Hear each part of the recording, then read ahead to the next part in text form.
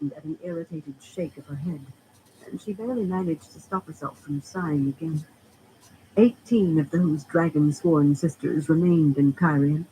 Cadsuane had carried some away with her, then sent Alana back to take off still more, and others of the 18 besides Sarshal stood higher than she, but the Aiel wise ones kept them out of her way. In principle, she disapproved of how that was done. Aes Sedai could not be apprentices, not to anyone. It was outrageous, but in practice it did make her job easier. They could not meddle or try to take charge with wise ones running their lives and watching over their every hour. Unfortunately, for some reason she could not learn, the wise ones looked differently on Sashal and the other two sisters who had been stilled at Dumai's wells. Still, she felt a faint shiver at the thought, but only faint, and it would be less if she ever managed to work out how Dahmer Flynn had healed what could not be healed. At least someone could heal Stilling, even if it was a man. A man channeling light. How the horror of yesterday became nearly the uneasiness of today once you grew accustomed. She was sure that Cadsuane would have arranged matters with the wise ones before leaving, had she known about the difference with Sashala and Ergine and Ranila. At least, she thought she was sure. This was not the first time she had been pulled into one of the legendary Green's designs. Cadsuane could be more devious than a blue, schemes inside plots wrapped in stratagems and all hidden behind still others. Some were planned to fail in order to help others succeed, and only Cadsuane knew which were which. Not at all a comforting thought. In any case, those three sisters were free to come and go as they desired, do as they desired, and they certainly felt no need to follow the guidance Cadsuane had left behind, or to follow the sister she had named to lead. Only their mad oath to Althor guided or constrained them. Samitsu had never felt weak or ineffectual in her life, except when her talent failed her, yet she very much wished that Cadsuane would return and take matters out of her hands. A few words delivered in Ailiel's ear would quench any desire the lady had to mount the high seat, of course, yet it would come to nothing unless she found some way to deflect Sashal from her purpose. No matter that Ailiel feared having her silly secrets aired abroad. Inconsistency in what Aes Sedai told her could well make her decide it was better to try vanishing to her country estates rather than risk offending a sister, whatever she did. Cadsuane would be upset over losing Ailiel. Samitsu herself would be upset. Ailiel was a conduit into half the plots brewing among the nobles, a gauge to be sure those intrigues were all still petty and unlikely to bring any major disturbance. The cursed Red knew that. And once Sashal gave Ailiel this permission, it would be her the woman came running to with her news, not Samitsu Tamagawa. While Samitsu was floundering in her quandary, the door to the hallway opened to admit a pale, stern-faced Kyrianan woman, a hand shorter than either Aes Sedai. Her hair was in a thick gray roll on the nape of her neck, and she wore an unadorned gray dress so dark it was nearly black, the current livery of a Sun Palace servant. Servants never announced themselves or asked admittance, of course, but Corgaida Maran Devon was hardly just another servant. The heavy, silvery ring of long keys at her waist was a badge of office. Whoever ruled Kyrian, the holder of the keys ruled the Sun Palace in simple fact, and there was nothing submissive in Corgaida's manner. She made a minimal curtsy, carefully aimed halfway between Samitsu and Sashal. "I was asked to report anything unusual," she said to the heir, though it had been Samitsu who asked. Very likely she had known of the power struggle between them as soon as they did themselves. Little in the palace escaped her. "Be right back." "I'm told there is an Ogier in the kitchens. He and a young man supposedly are looking after work as masons, but I have never heard of Ogier and human masons working together. And Stedding Sofu sent word no masons would be available from any Stedding for the foreseeable future when we inquired after the incident." The pause was barely perceptible, and her grave expression did not alter, but half the gossip about the attack on the Sun Palace laid it to Althor's doing, the other half to Aes Sedai. A few tales mentioned the Forsaken, but only to pair them with either Althor or the Aes Sedai. Pursing her lips in thought, Samitsu set aside the cursed tangle Karienin made of everything they touched. Denials of Aes Sedai involvement did little good. The three oaths went only so far, in a city where a simple yes or no could give rise to 6 contradictory rumors. But Ogier. The palace kitchens scarcely took in stray passers-by, yet the cooks very likely would give an Ogier a hot meal just for the strangeness of seeing him. Ogier were even more uncommon than usual this last year or so. A few were still seen now and then, but walking as fast as only an Ogier could, and seldom stopping in one place more than long enough to sleep. They rarely traveled with humans, much less worked with them. The pairing tickled something in her mind, though. Hoping to tease whatever it was into the open, she opened her mouth to ask a few questions. "Thank you, Korgaida," Sashal said with a smile. "You've been most helpful. But if you will leave us now." Being abrupt with the holder of the keys was a good way to find yourself with dirty bed linens and poorly spiced meals, unemptied chamber pots and messages that went astray, 1,000 annoyances that could make life a misery and leave you wading in mud trying to accomplish anything at all. Yet somehow that smile appeared to take the sting out of her words for Korgaida. The gray-haired woman bowed her head slightly in assent, and again made the smallest possible curtsy, this time obviously to Sashal. No sooner had the door closed behind the gray-haired woman than Sanitsu thumped her silver cup back on the tray hard enough to splash warm wine over her wrist and rounded on the Red Sister. She was on the brink of losing control of Ailil, and now the Sun Palace itself appeared to be slipping through her fingers. It was as likely Korgaida would sprout wings and fly as keep silent about what she had seen here, and whatever she said would flash through the palace and infect every servant down to the men who mucked out the stables. That final curtsy had made it quite clear what she thought. Light, but Samitsu hated Kyrian. The customs of civility between sisters were deeply ingrained, but Sashal did not stand high enough to make her hold her tongue in the face of this disaster, and she intended to deliver the rough side of it. Frowning at the other woman, though, she saw Sashal's face, really saw it, perhaps for the first time, and suddenly she knew why it troubled her so, perhaps even why she had found it difficult to look directly at the Red Sister.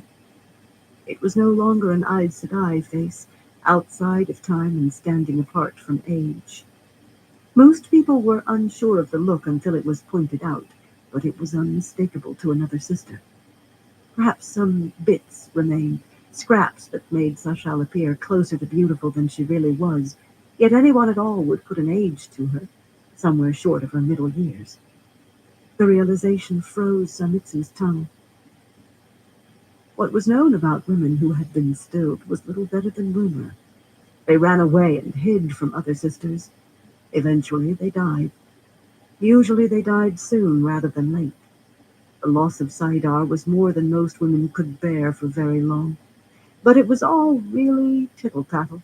As far as she knew, no one in a very long time had had the nerve to try learning more.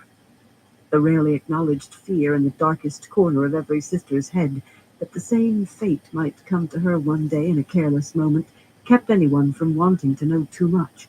Even Aes Sedai could hide their eyes when they did not want to see.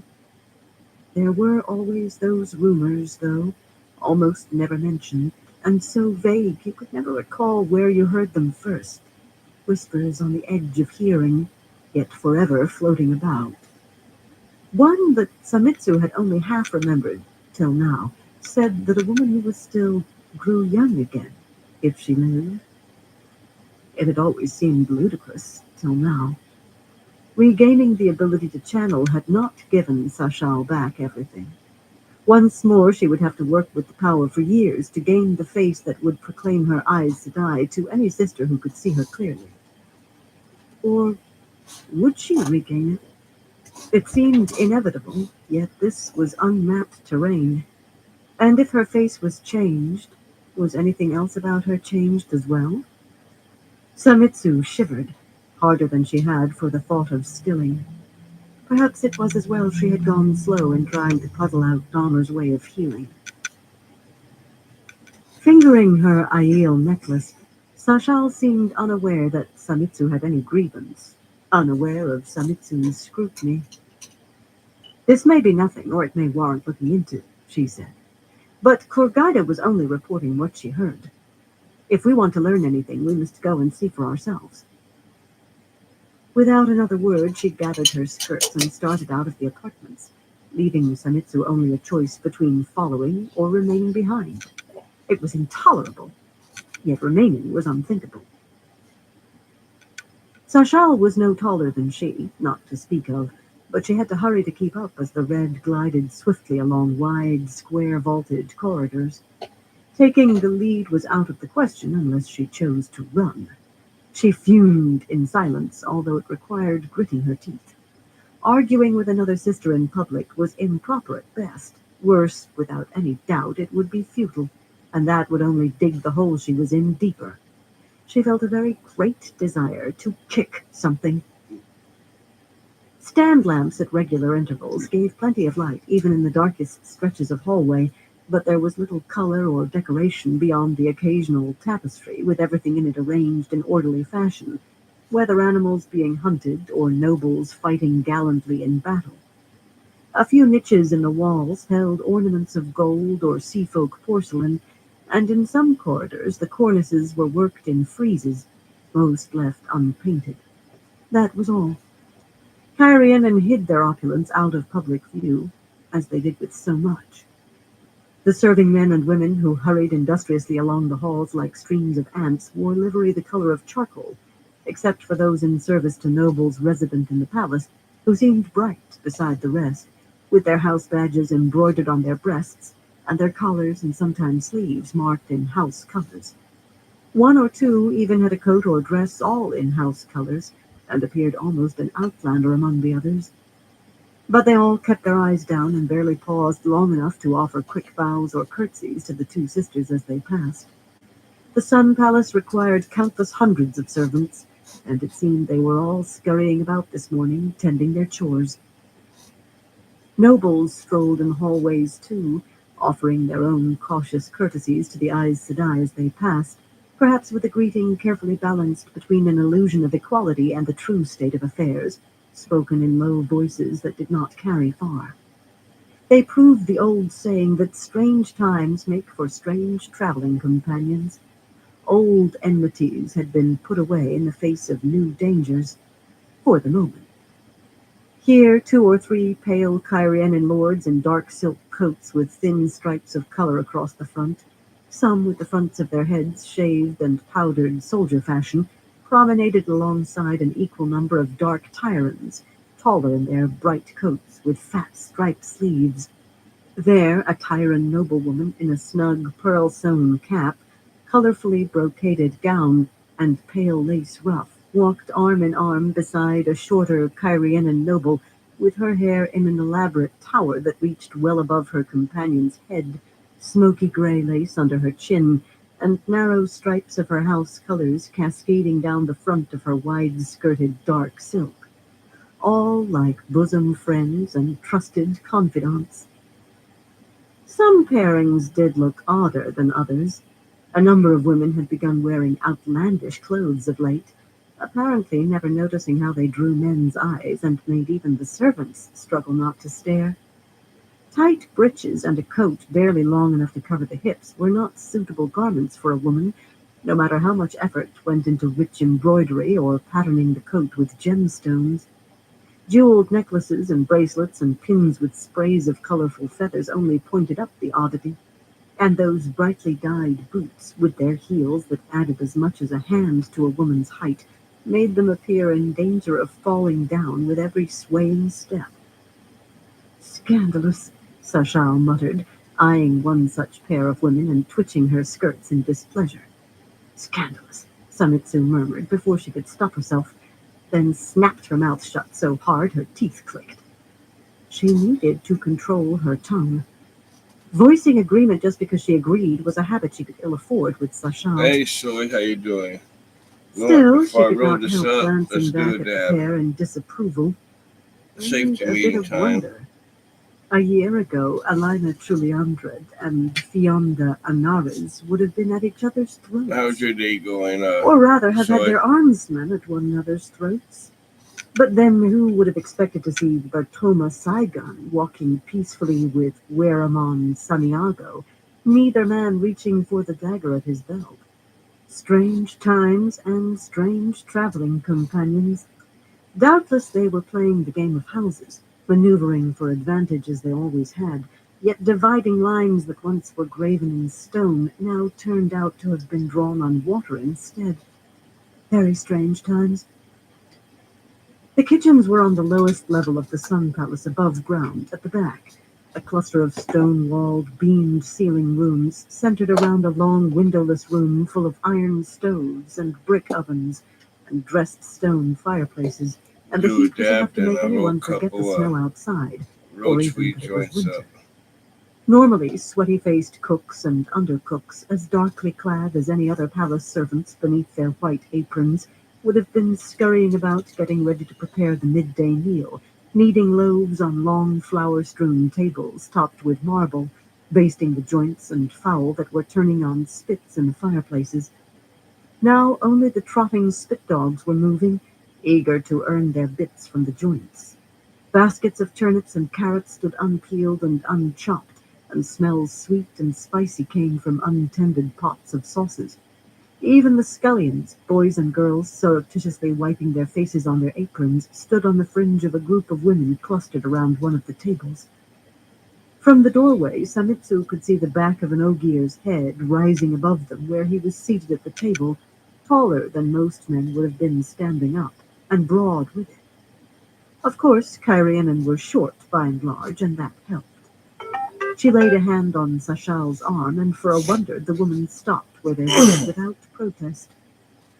"Vanished without leaving a clue where he was going?" the Ogier was asking in a deep rumble like the earth shifting. His long, tufted ears, sticking up through dark hair that hung to his high collar, flicked back and forth uneasily. "Stop talking about him, Master Ladar," a woman's voice answered in a quaver that seemed well practiced. "Wicked he was. Tore half the palace apart with the one power he did. He could turn your blood to ice just looking at you and kill you as soon as look. Thousands have died by his own hand. Tens of thousands. Oh, I never liked talking about him." "For someone who never likes talking about something, Eldred Nethin," another woman said sharply. "You surely talk of little else." Stout and quite tall for a Kyrian, only as tall as Samitsu herself, with a few strands of gray hair escaping her white player's cap, she must have been the chief cook on duty, because everyone Samitsu could see quickly nodded agreement and twittered with laughter and said, "Oh, right you are, Mistress Beldair," in a particularly sycophantic way. Servants had their own hierarchies, as rigidly maintained as the tower itself. "But that sort of thing really is not for us to be gossiping over, Master Ladar," the stout woman went on. "Aes Sedai business, that is, and not for the likes of you and me. Tell us more about the borderlands. Have you really seen Trollocs?" "Aes Sedai," a man muttered. Hidden by the crowd around the table, he had to be Ladar's companion. Samitsu could see no grown men among the kitchen folk this morning. "Tell me, do you really think they bonded those men you were talking about? Those Ashaman, as warders? And what about the one who died? You never said how." "Why, it was the Dragon Reborn as killed him," Eldred piped up. "And what else would Aes Sedai bond a man as? Oh, terrible they was, them Ashaman. Turn you to stone with a look they could. You can tell one just by looking at him, you know. Frightful, glowing eyes they have." "Be quiet, Eldred," Mistress Beldair said firmly. "Maybe they was Ashman and maybe not, Master Underhill. Maybe they was bonded and maybe not. All I or anyone else can say is they was with him." The emphasis in her voice made plain who she was talking about. Eldred might consider Randall Thor fearful, but this woman did not want to so much as name him. "And soon after he left, suddenly the Aes Sedai was telling them what to do and they was doing it. Of course, any fool knows to do as an Aes Sedai says. Anyway, those fellers are all gone off now. Why are you so interested in them, Master Underhill? Is that an Andorran name? Madar threw back his head and laughed, a booming sound that filled the room. His ears twitched violently. Oh, we want to know everything about the places we visit, Mistress Beldair. The borderlands, you say? You might think it's cold here, but we've seen trees crack open like nuts on the fire from the cold in the borderlands. Oh, yeah, sorry. You have Just blocks rolling one of up ice right now. floating down from upstream. But we've seen rivers as wide as the Alguenya frozen so merchants can drive loaded trains of wagons across them, and men fishing through holes cut in ice nearly a span thick. At night there are sheets of light in the sky that seem to crackle, bright enough to dim the stars, and even Mistress Beldair was leaning toward the Ogier, caught up. But one of the young scullions, too short to see past the adults, glanced behind him, and his eyes went wide when they lit on Samitsu and Sashal. His gaze stayed fixed on them as if trapped, but he fumbled with one hand till he could tug at Mistress Beldair's sleeve. The first time she shook him off without looking around. At a second tug, she turned her head with a scowl that vanished in a blink, when she, too, saw the Aes Sedai. "Grace favor you, Aes Sedai," she said, hastily tucking stray hair back under her cap as she bobbed her curtsy. "How may I serve you?" Ladar broke off short in mid-sentence, and his ears stiffened for a moment. He did not look toward the doorway. "We wish to speak with your visitors," Sashal said, moving into the kitchen. "We won't disrupt your kitchen for long." "Of course, Aes Sedai." If the stout woman felt any surprise at two sisters wanting to talk to kitchen visitors, she showed none. Head swinging from side to side to take in everyone, she clapped her plump hands and began spouting orders. "Eldred, those turnips will never peel themselves. Who was watching the fig sauce? Dried figs are hard to come by. Where is your basting spoon, Casey? Andil, run, fetch some." Cooks and scullions scattered in every direction, and a clatter of pots and spoons quickly filled the kitchen, though everyone was plainly making an effort to be as quiet as possible so as not to disturb the Aes Sedai. They were plainly making an effort not to even look in their direction, though that involved some contortion. The Ogier rose to his feet smoothly, his head coming near the thick ceiling beams.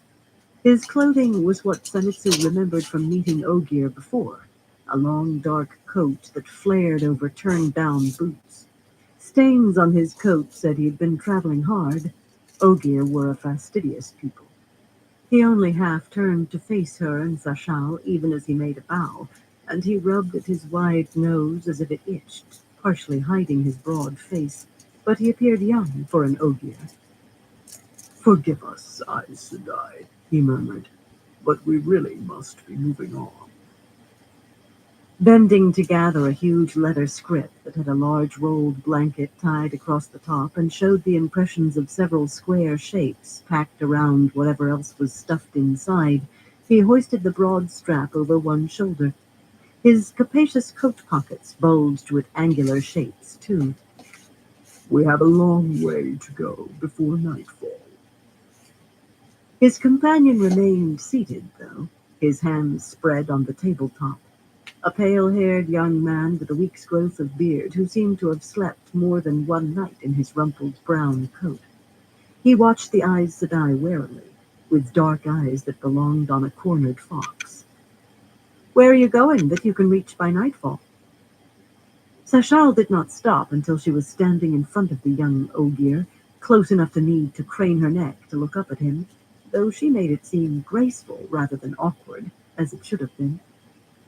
"Are you on your way to the meeting we've heard about? In Stedding Shanghai? Master Ladar, is it?" His tall ears twitched violently, then were still, and his teacup-sized eyes narrowed almost as warily as the young man's, till the dangling ends of his eyebrows trailed onto his cheeks.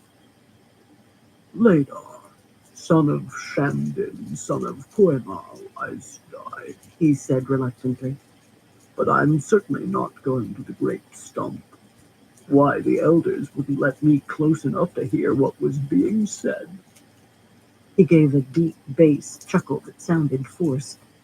We can't get where we're going tonight, Aes Sedai.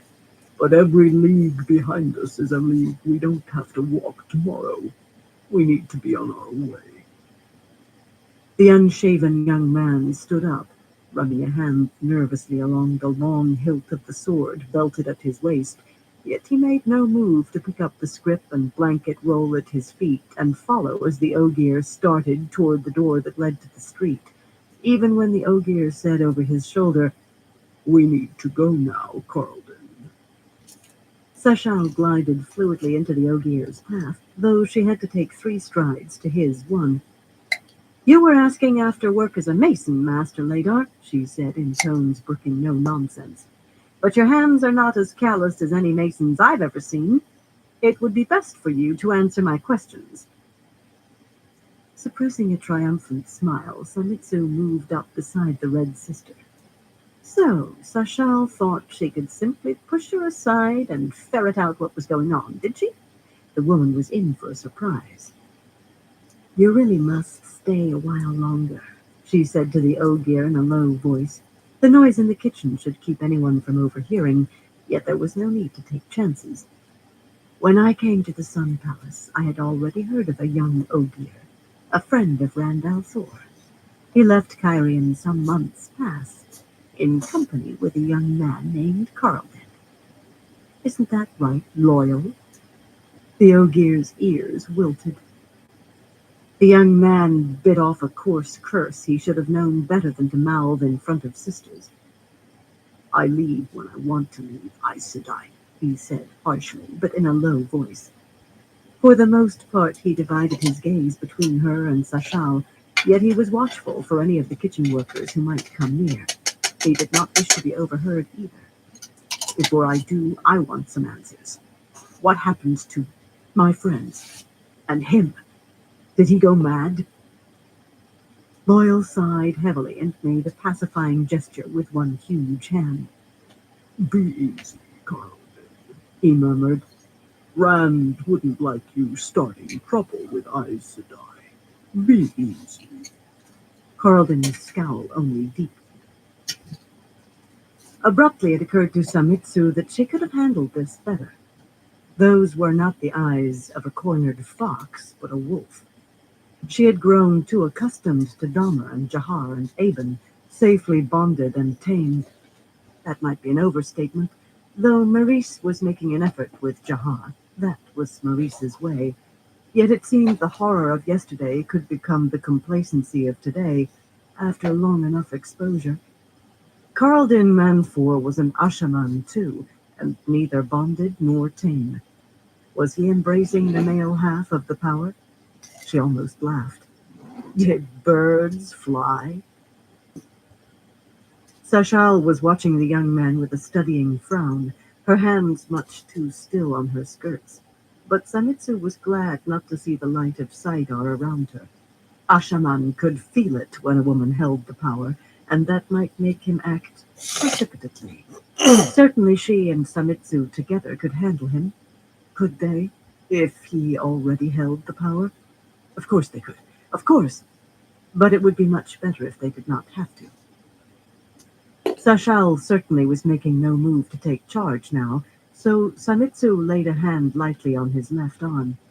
Through his coat sleeve it felt like a bar of iron. So he was as uneasy as she. As uneasy as she? Light. But Dahmer and those other two had spoiled all her instincts. He seemed sane as most men when I last saw him, she said softly, with just a slight emphasis. None of the kitchen folk were nearby, but a few had begun sneaking peeks toward the table. Loyal exhaled heavily in relief, a sound like wind rushing across the mouth of a cave, but she kept her attention on Carlden. I don't know where he is, but he was alive as of a few days ago. Alana had been close-mouthed as a mussel beyond that, and overbearing, too, with Cadsuane's note in her fist. Fedwin Moore died of poison, I fear, but I have no idea who gave it to him. To her surprise, Carlton merely shook his head with a rueful grimace and muttered something incomprehensible about wine. As for the others, they became warders of their own free will. Her Roshan certainly had not wanted to be a warder until she decided she wanted him for one. Even a woman who was not Aes Sedai could usually make a man decide the way she wanted. They thought it a better choice, safer than returning to the others like you. You see, the damage here was done with Saidin. You understand who must have been behind it. It was an attempt to kill the one whose sanity you fear for. That did not seem to surprise him either. What sort of men were these Ashaman? Was their so-called Black Tower a murder pit? The tightness went out of his arm, though, and suddenly he was just a road-weary young man who needed to shave. Right, he breathed. What do we do now, Loyal? Where do we go? I don't know, Loyal replied, his shoulders sagging tiredly and his long ears drooping. We have to find him, Carlton. Somehow. We can't give up now. We have to let him know we did what he asked, as much as we could. And what was it Althor had asked, Samitsu wondered. With a little luck, she could learn a great deal from these two. A tired man, or Ogier, feeling lost and alone, was ripe for answering questions. Carlton gave a small jump, his hand tightening on his sword hilt, and she bit back a curse of her own as a palace serving woman came running into the room with her skirts gathered almost to her knees. "Lord Dobrain's been murdered!" the serving woman squealed. "We will all be killed in our beds. My own eyes have seen the dead walking old Marangil himself, and my man says spirits will kill you if there has been a murder done. Her mouth froze open when she caught the presence of Aes Sedai, and she skidded to a halt, still clutching her skirts. The kitchen folk seemed frozen too, all watching the Aes Sedai from the corners of their eyes to see what they would do. Not Dobrain, Loyal moaned, ears laying flat against his head. Not him. He looked as much angry as saddened, his face stony. Samitsu did not think she had ever seen an Ogier angry. "What is your name?" Sashal demanded of the serving woman, before Samitsu could even part her lips. "How do you know he was murdered? How do you even know he's dead?" The woman swallowed, her eyes held by Sashal's cool gaze. "Sarah, Aes Sedai," she said hesitantly, bending her knees in a curtsy and only then realizing that she still had her skirts gathered up. Hastily smoothing them down only seemed to fluster her more. "Sarah Doinal? They say... Everybody says Lord Dobrain is... She swallowed again, hard. "They all say his rooms are covered with blood. He was found lying in a great pool of it, with his head cut off, they say." "They say a great many things," Sashal said grimly, "and usually they're wrong. Samitsu, you will come with me. If Lord Dobrain has been injured, you may be able to do something for him. Loyal, Carlton, you come too. I don't want you out of my sight before I have a chance to ask a few questions." Burn your questions, the young Ashaman growled, shouldering his belongings. "I'm leaving." "No, Carlton," Loyal said gently, laying a huge hand on his companion's shoulder. "We can't go before we know about Dobrain. He's a friend, Rand's friend, and mine. We can't. Anyway, where are we hurrying to?" Carlton looked away. He had no answer. Samitsu squeezed her eyes shut and took a deep breath, but there was no help for it. She found herself following Sashal out of the kitchens, once more hurrying to keep up with the other woman's quick, gliding stride. In fact, she found herself half running. Sashal set an even more rapid pace than before.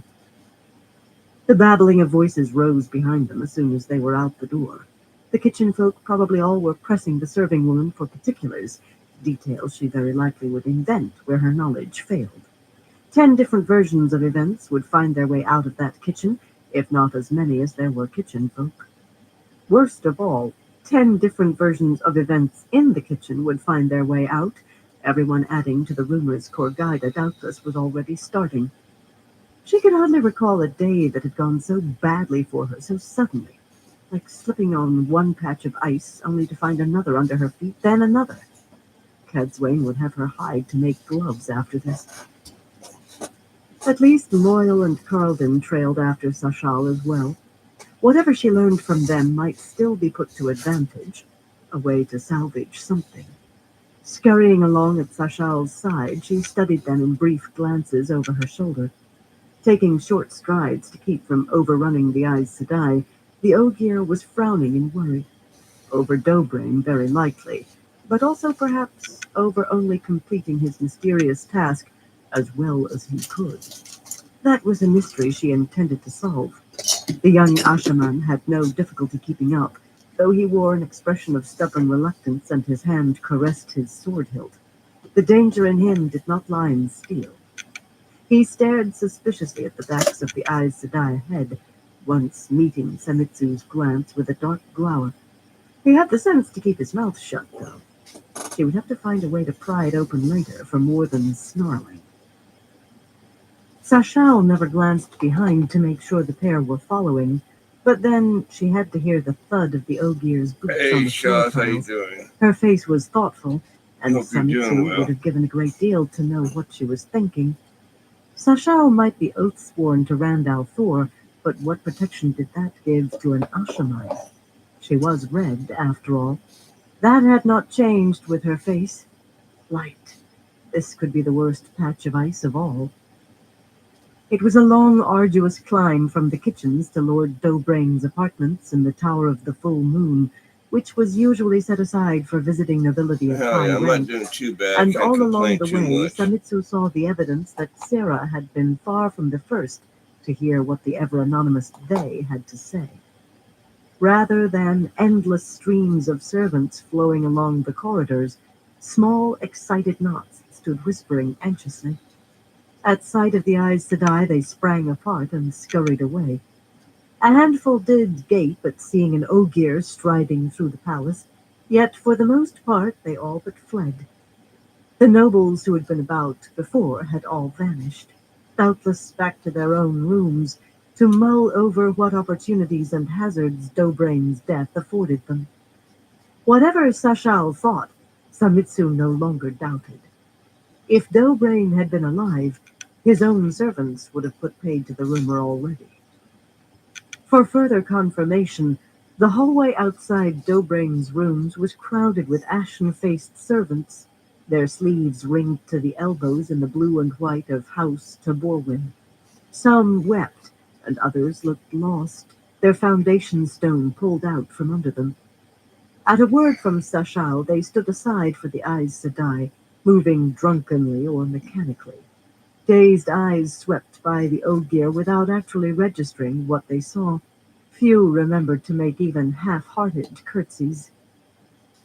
Inside, the anteroom was almost as full of Dobrain's servants, most staring as if poleaxed. Dobrain himself lay motionless on a litter in the middle of the large room, his head still attached to his body, but his eyes closed, and a drying sheet of blood from a long cut in his scalp across his still features. A dark trickle had leaked from his slack mouth. Two serving men with tears streaming down their cheeks paused in the act of laying a white cloth over his face at the entrance of the Aes Sedai. Dobrain did not appear to be breathing, and there were blood-stained gashes in the chest of his coat, with its thin stripes of color that marched down to his knees. Beside the litter, a dark blot larger than a man's body marred the green and yellow Tyran maze of the fringed carpet. Anyone who lost that much blood had to be dead. Two other men lay sprawled on the floor, one with death-glazed eyes gazing at the ceiling, the other on his side, an ivory knife hilt sticking up from his ribs where the blade had surely reached his heart. Short, pale-skinned Kyrianen both wore the livery of palace servants, but a servant never carried the long wooden-handled dagger that lay beside each corpse. A House Taborwin man, his foot drawn back to kick one of the corpses, hesitated on seeing the two sisters, then planted his boot hard in the dead man's ribs anyway. Clearly, proper decorum lay far from anyone's mind at the moment. "Move that cloth out of the way," Sashal told the men by the litter. "Samitsu, see whether you can still help Lord Dobrain." Whatever she believed, instinct had moved Samitsu toward Dobrain, but that command, it was clearly a command, put a stutter in her step. Gritting her teeth, she kept moving and knelt carefully beside the litter, on the side away from the still damp blot, to put her hands on Dobrain's blood-soaked head. She never minded getting blood on her hands, but bloodstains were impossible to get out of silk unless you channeled, and she still felt a pang of guilt at the waist when she used the power for something so mundane.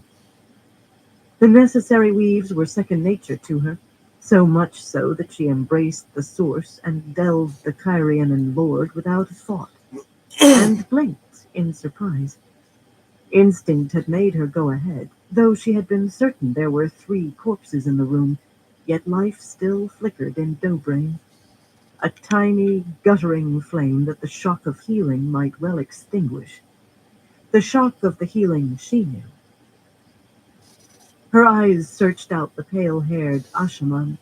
He was crouched beside one of the dead servants, calmly searching the man, oblivious of the shocked stares of the living servants.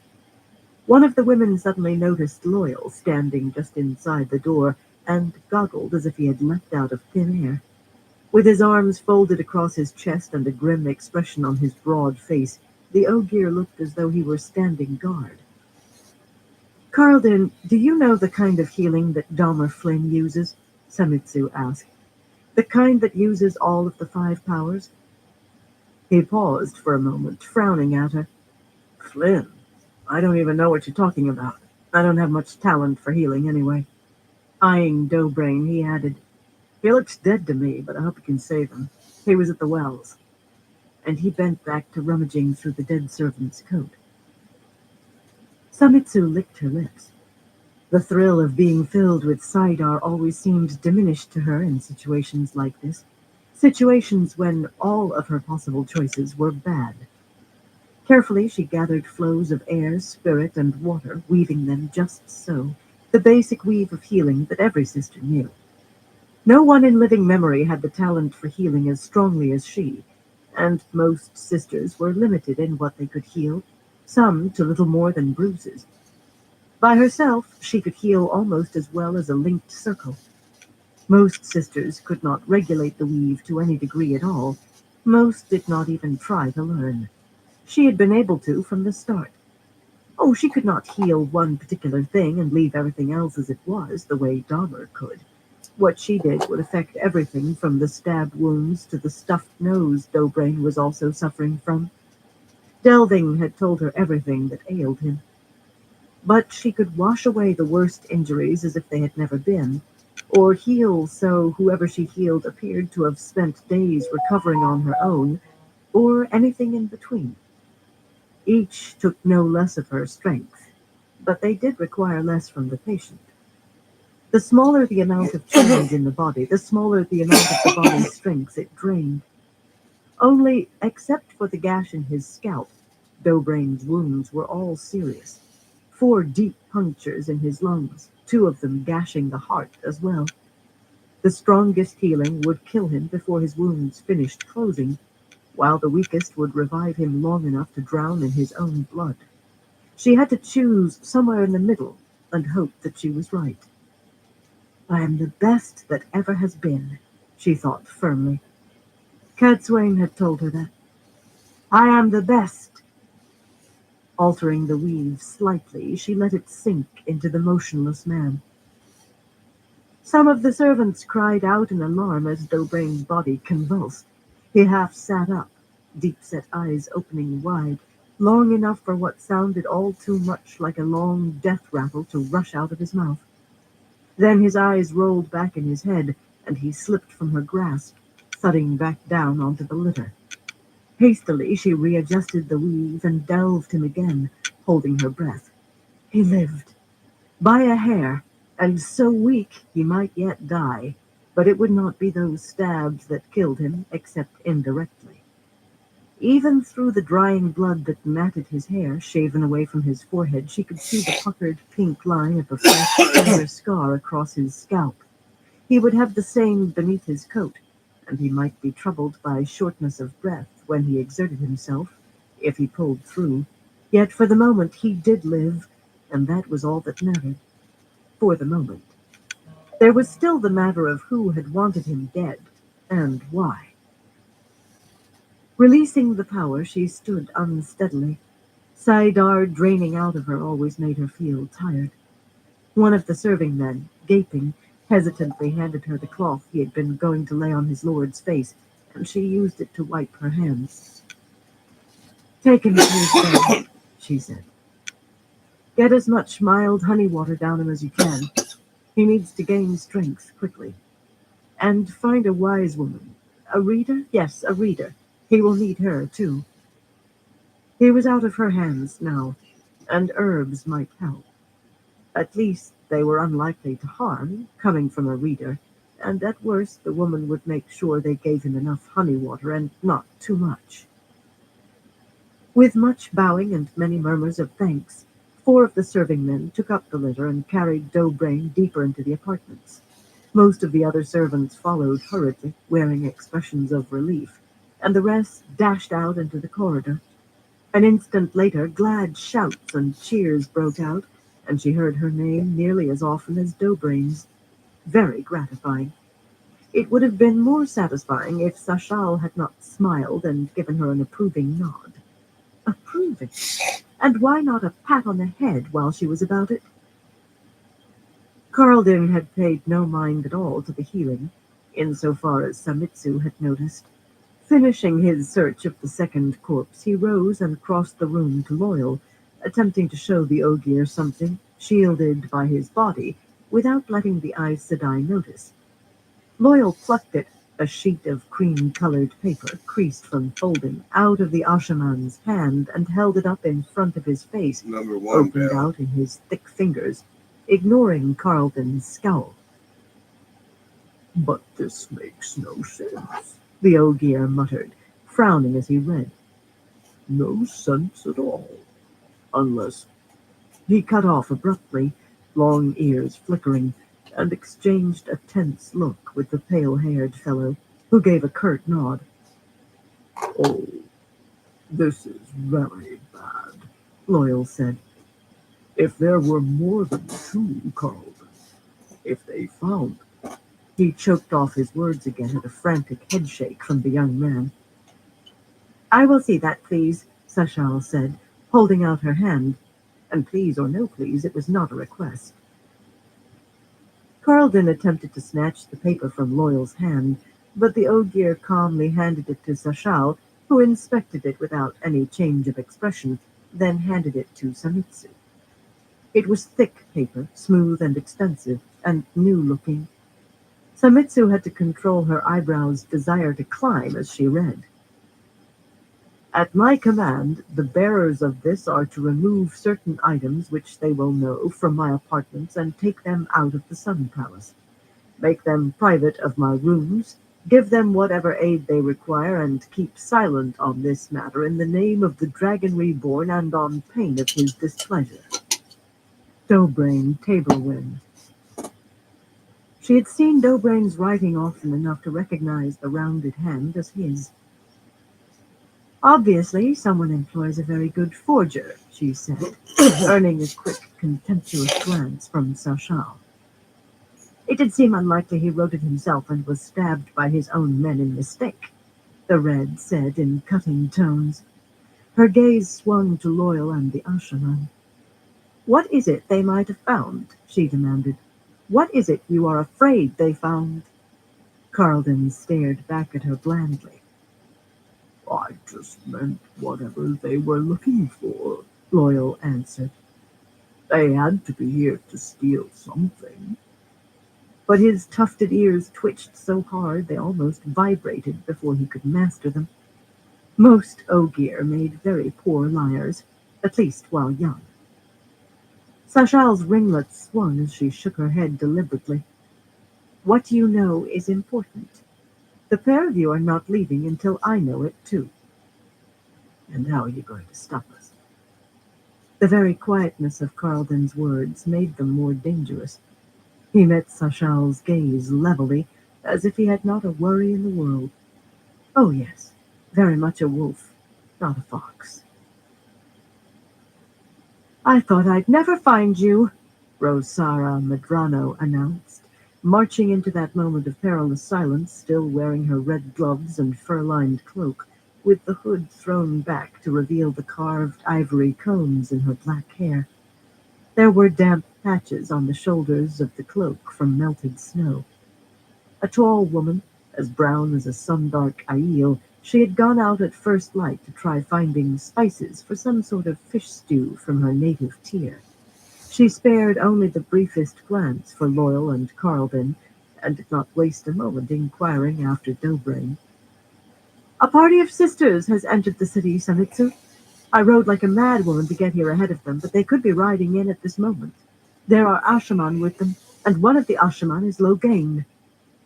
Carlden barked a rough laugh, and suddenly Samitsu wondered whether she was going to live long enough for Kadzwain to have her hide. Chapter 1. Time to be gone.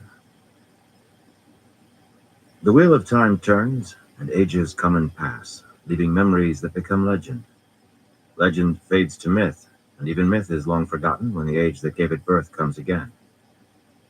In one age, called the Third Age by some, an age yet to come, an age long past, a wind rose in the Rannon Hills. The wind was not the beginning. There are neither beginnings nor endings to the turning of the wheel of time. But it was a beginning. Born among the groves and vineyards that covered much of the rugged hills, the olive trees and evergreen rows, the ordered vines leafless till spring, the cold wind blew west and north across the prosperous farms dotting the land between the hills and the great harbor of Eludar. The land lay winter fallow still, but men and women were already oiling plowshares and tending harnesses, preparing for the planting to come. They paid little mind to the trains of heavily laden wagons moving east along the dirt roads, carrying people who wore odd clothes and spoke with odd accents. Many of the strangers seemed to be farmers themselves, familiar implements lashed to their wagon boxes, and in their wagons unfamiliar saplings with roots balled in rough cloth, but they were heading on toward more distant land, nothing to do with life here and now. The Shonchan hand lay lightly on those who did not contest Shonchan rule, and the farmers of the Rannon Hills had seen no changes in their lives. For them, rain, or the lack of it, had always been the true ruler. West and north the wind blew, across the broad blue-green expanse of the harbor, where hundreds of huge ships sat rocking at anchor on choppy swells, some bluff-bowed and rigged with ribbed sails, others long and sharp-prowed, with men laboring to match their sails and rigging to those of the wider vessels. Not nearly so many ships still floated there as had only a few days before, though. Many now lay in the shallows, charred wrecks, heeled over on their sides, and burned frames settling in the deep gray mud like blackened skeletons. Smaller craft skittered about the harbor, slanting under triangular sails or crawling on oars like many-legged water bugs, most carrying workers and supplies to the ships that still floated. Other small vessels and barges rode tethered to what appeared to be tree trunks shorn of branches rising out of the blue-green water. And from those, men dove holding stones to carry them down swiftly to sunken ships below, where they tied ropes to whatever could be hauled up for salvage. 6 nights ago, death had walked across the water here, the one power killing men and women and ships in darkness split by silver lightnings and hurtling balls of fires. Now the rough rolling harbor, filled with furious activity, seemed at peace by comparison, the chop giving up spray to the wind that blew north and west across the mouth of the river Eldar, where it widened into the harbor, north and west and inland. Sitting cross-legged atop a boulder covered with brown moss on the reed-fringed bank of the river, Matt hunched his shoulders against the wind and cursed silently. There was no gold to be found here, no women or dancing, no fun. Plenty of discomfort, though. In short, it was the last sort of place he would choose normally.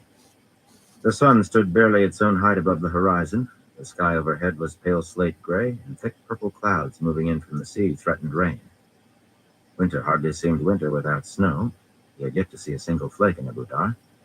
But a cold, damp morning wind off the water could serve as well as snow to chill a man to the bone. 6 nights since he had ridden out of the city in a storm, yet his throbbing hips seemed to think he was still soaked to the skin and clinging to a saddle. This was no weather or time of day for a man to be out by his own choice. He wished he had thought to bring a cloak. He wished he had stayed in bed.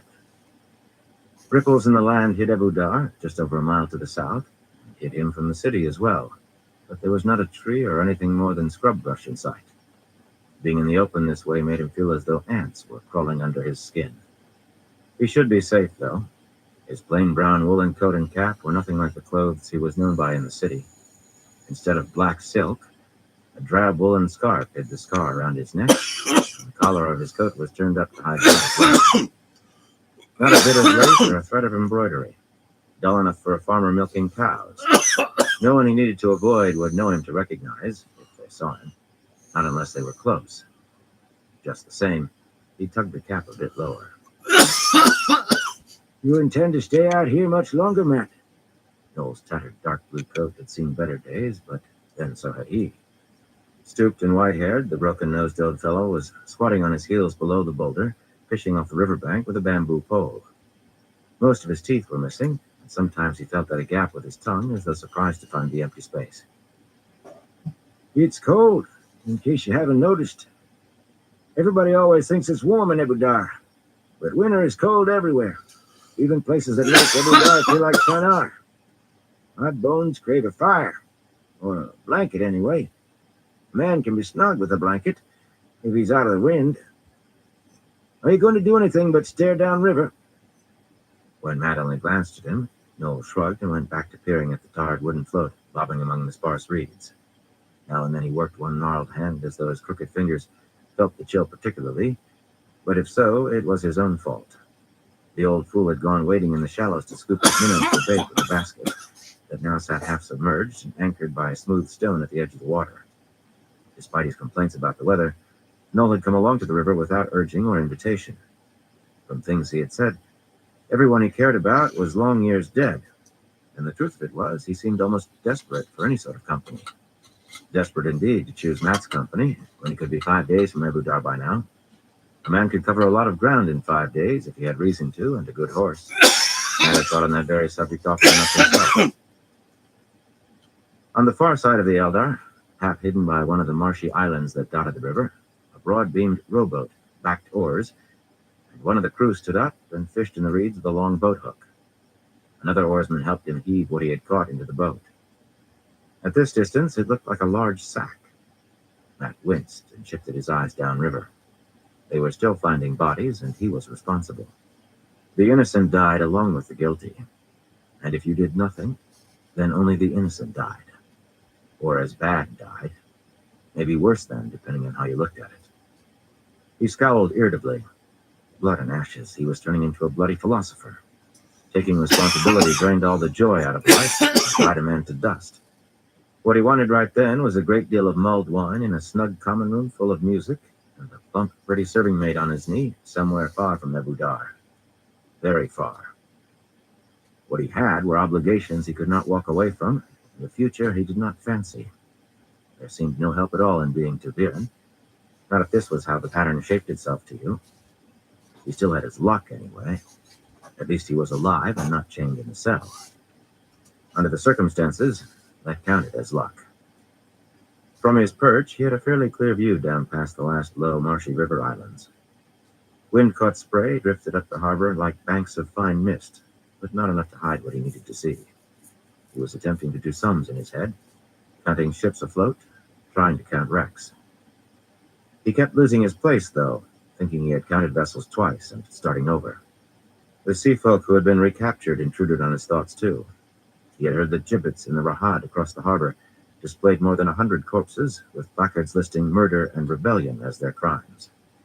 Normally, the Shonchan used the headsman's axe and the impaling stake, while the blood got the strangling cord, but property had to settle for being hanged. Burn me, I did what I could, he thought sourly. There was no use feeling guilty that was all he could do. Not a bit of use. None. He had to concentrate on the people who escaped.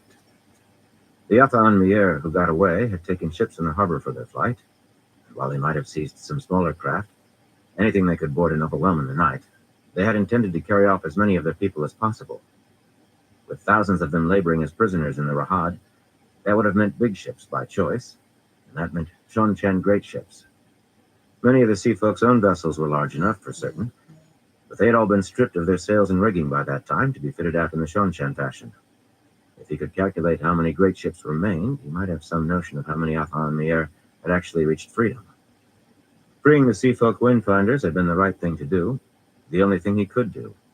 But aside from the hangings, hundreds and hundreds of bodies had been fished out of the harbor in the last 5 days, and the light only knew how many had washed out to sea with the tides.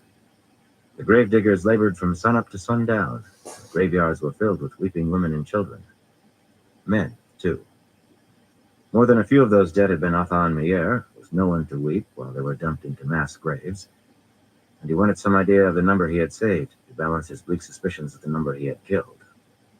Estimating how many ships had made it out into the Sea of Storms was difficult, though, quite apart from losing the count. Unlike Aes Sedai, Windfinders had no strictures against using the power as a weapon, not when the safety of their people was at stake, and they would have wanted to halt pursuit before it began. No one gave chase in a burning ship. The Shon-Chen, with their Damani, had even less compunction against fighting back. Lightning bolts lacing through the rain as numerous as blades of grass, and balls of fire streaking across the sky, some the size of horses. The harbor seemed to flame from one side to the other, till even in a storm, the night made any illuminator's show look stark. Without turning his head, he could count a dozen places where the charred ribs of a great ship stuck up out of shallow water, or a huge bluff-bowed hull lay on its side, with the harbor waves licking against the tilted deck. And twice as many where the lines of blackened timbers were finer, the remains of seafolk rakers. Apparently, they had disliked leaving their own vessels to people who had put them in chains. 3 dozen right in front of him, that without adding in the sunken wrecks that had salvage boats working over them. Perhaps the seafarer could tell great ship from raker by the tops of masts sticking out of the water, but the task was beyond him. Suddenly an old memory tugged at him, of lading ships for an attack from the sea, and how many men could be crowded into how much space for how long. It was not his memory, really, from an ancient war between Fergensea and Morina, yet it seemed his. Realizing that he had not actually lived one of those ancient bits of other men's lives that were stuck in his head always took him a little by surprise now. So maybe they were his, in a way. They were certainly sharper than some stretches of his own life. The vessels he recalled had been smaller than most in the harbor, if the principles were the same. They don't have enough ships, he muttered. The Shon-Chen had even more in Tanchico than had come here. The losses here were sufficient to make the difference. Enough ships for what? Noel said. I never saw so many in one place before. That was quite a statement coming from him. To hear Noel tell it, he had seen everything, and nearly always bigger or grander than what was in front of his nose. Back home, they would have said he kept tight purse strings on the truth. Matt shook his head. They don't have enough ships left to take them all back home. We don't have to go home, a woman drawled behind him. We've come home. He did not quite jump at the slurred Shon-Chen accent, but it was a near thing before he recognized who was speaking. Eginin was scowling, her eyes like blue daggers, but not for him. At least, he thought not. She was tall and lean, with a hard face that was pale-skinned despite a life at sea. Her green dress was bright enough for a tinker, or close to it, and embroidered with a mass of tiny yellow and white blossoms on the high neck and down the sleeves. A flowered scarf, tied tightly under her chin, held a long black wig on her head, spilling halfway down her back and over her shoulders. She hated the scarf and the dress, which did not quite fit, but her hands checked every other minute to make sure the wig was straight. That concerned her more than her clothes, though concern was not nearly a strong enough word. She had only sighed over cutting her long fingernails short, but she almost had a fit, red-faced and pop-eyed when he told her she must shave her head completely. The way her hair had been cut before, shaved above her ears with only a bull-like cap and a wide shoulder-length tail in the back remaining, shouted that she was of the Shon-Chen blood, a lesser noble. Even someone who had never laid eyes on a Shon-Chen would have remembered seeing her. She had agreed, reluctantly, but afterward she was close to hysterical, until she was able to cover her scalp. Not for the reasons most women would have gone over the moon, though. No, Among the Shanshan, only the imperial family shaved their heads. Men who went bald began wearing wigs as soon as their hair started falling out to any noticeable degree. Aginin would have died before letting anyone think she was pretending to belong to the imperial family, even people who would never have had the thought in their lives. Well, that sort of pretense did carry a death penalty among the Shanshan, but he would never have believed she would go on about it so. What was one more death penalty when your neck was already being stretched for the axe? The strangling cord, in her case. The noose would be for him. Slipping the half-drawn knife back up his left sleeve, he slid down from the boulder. He landed poorly and almost fell, barely hiding a wince at the stabbing jar to his hip. He did hide it, though. She was a noblewoman and a ship captain, and she made enough tries at taking charge without him showing any more weakness to give her an opening than he had to. She had come to him for help, not the other way round, but that buttered no bread with her. Leaning against the boulder with his arms folded, he pretended he was lounging, idly kicking at tufts of dead grass to work the pain out. That was sharp enough to put sweat on his forehead despite the cold wind. Fleeing in that storm had cost him ground with his hip, and he had not made it up yet. "Are you sure about the sea folk?" he asked her. No point in mentioning the lack of ships again. Too many Shanshan settlers had spread out from Ebudar anyway, and apparently even more from Tanchico. However many ships they had, no power on earth would ever root out all the Shanshan now. Reaching toward the wig again, she hesitated, frowning at her short fingernails, and instead tucked her hands under her arms. What about them? She knew he had been behind the Windfinder's break for freedom, but neither of them had mentioned it specifically. She always tried to avoid talking about the Afa in the air. Quite aside from all the sunken ships and dead, freeing Damani was another death penalty charge, and disgusting besides, in the Shanshan view, as bad as rape or molesting children. Of course, she had helped free some Damani herself, though to her way of thinking, that was among the least of her crimes. Still, she avoided that topic too. There were quite a few subjects she held silent on. Are you certain about the Windfinders who were caught? I've heard talk about cutting off hands or feet. Matt swallowed a sour taste. He had seen men die, had killed men with his own hands. The Light's End of Mercy, he had killed a woman once. Not even the darkest of those other men's memories burned so hot as that. And a few of those were dark enough to need drowning in wine when they floated to the surface. But the thought of deliberately cutting off someone's hands curdled his stomach. Aginion's head jerked, and for a moment he thought she would ignore his question. Talk from Marina, I'll wager, she said, with a dismissive gesture.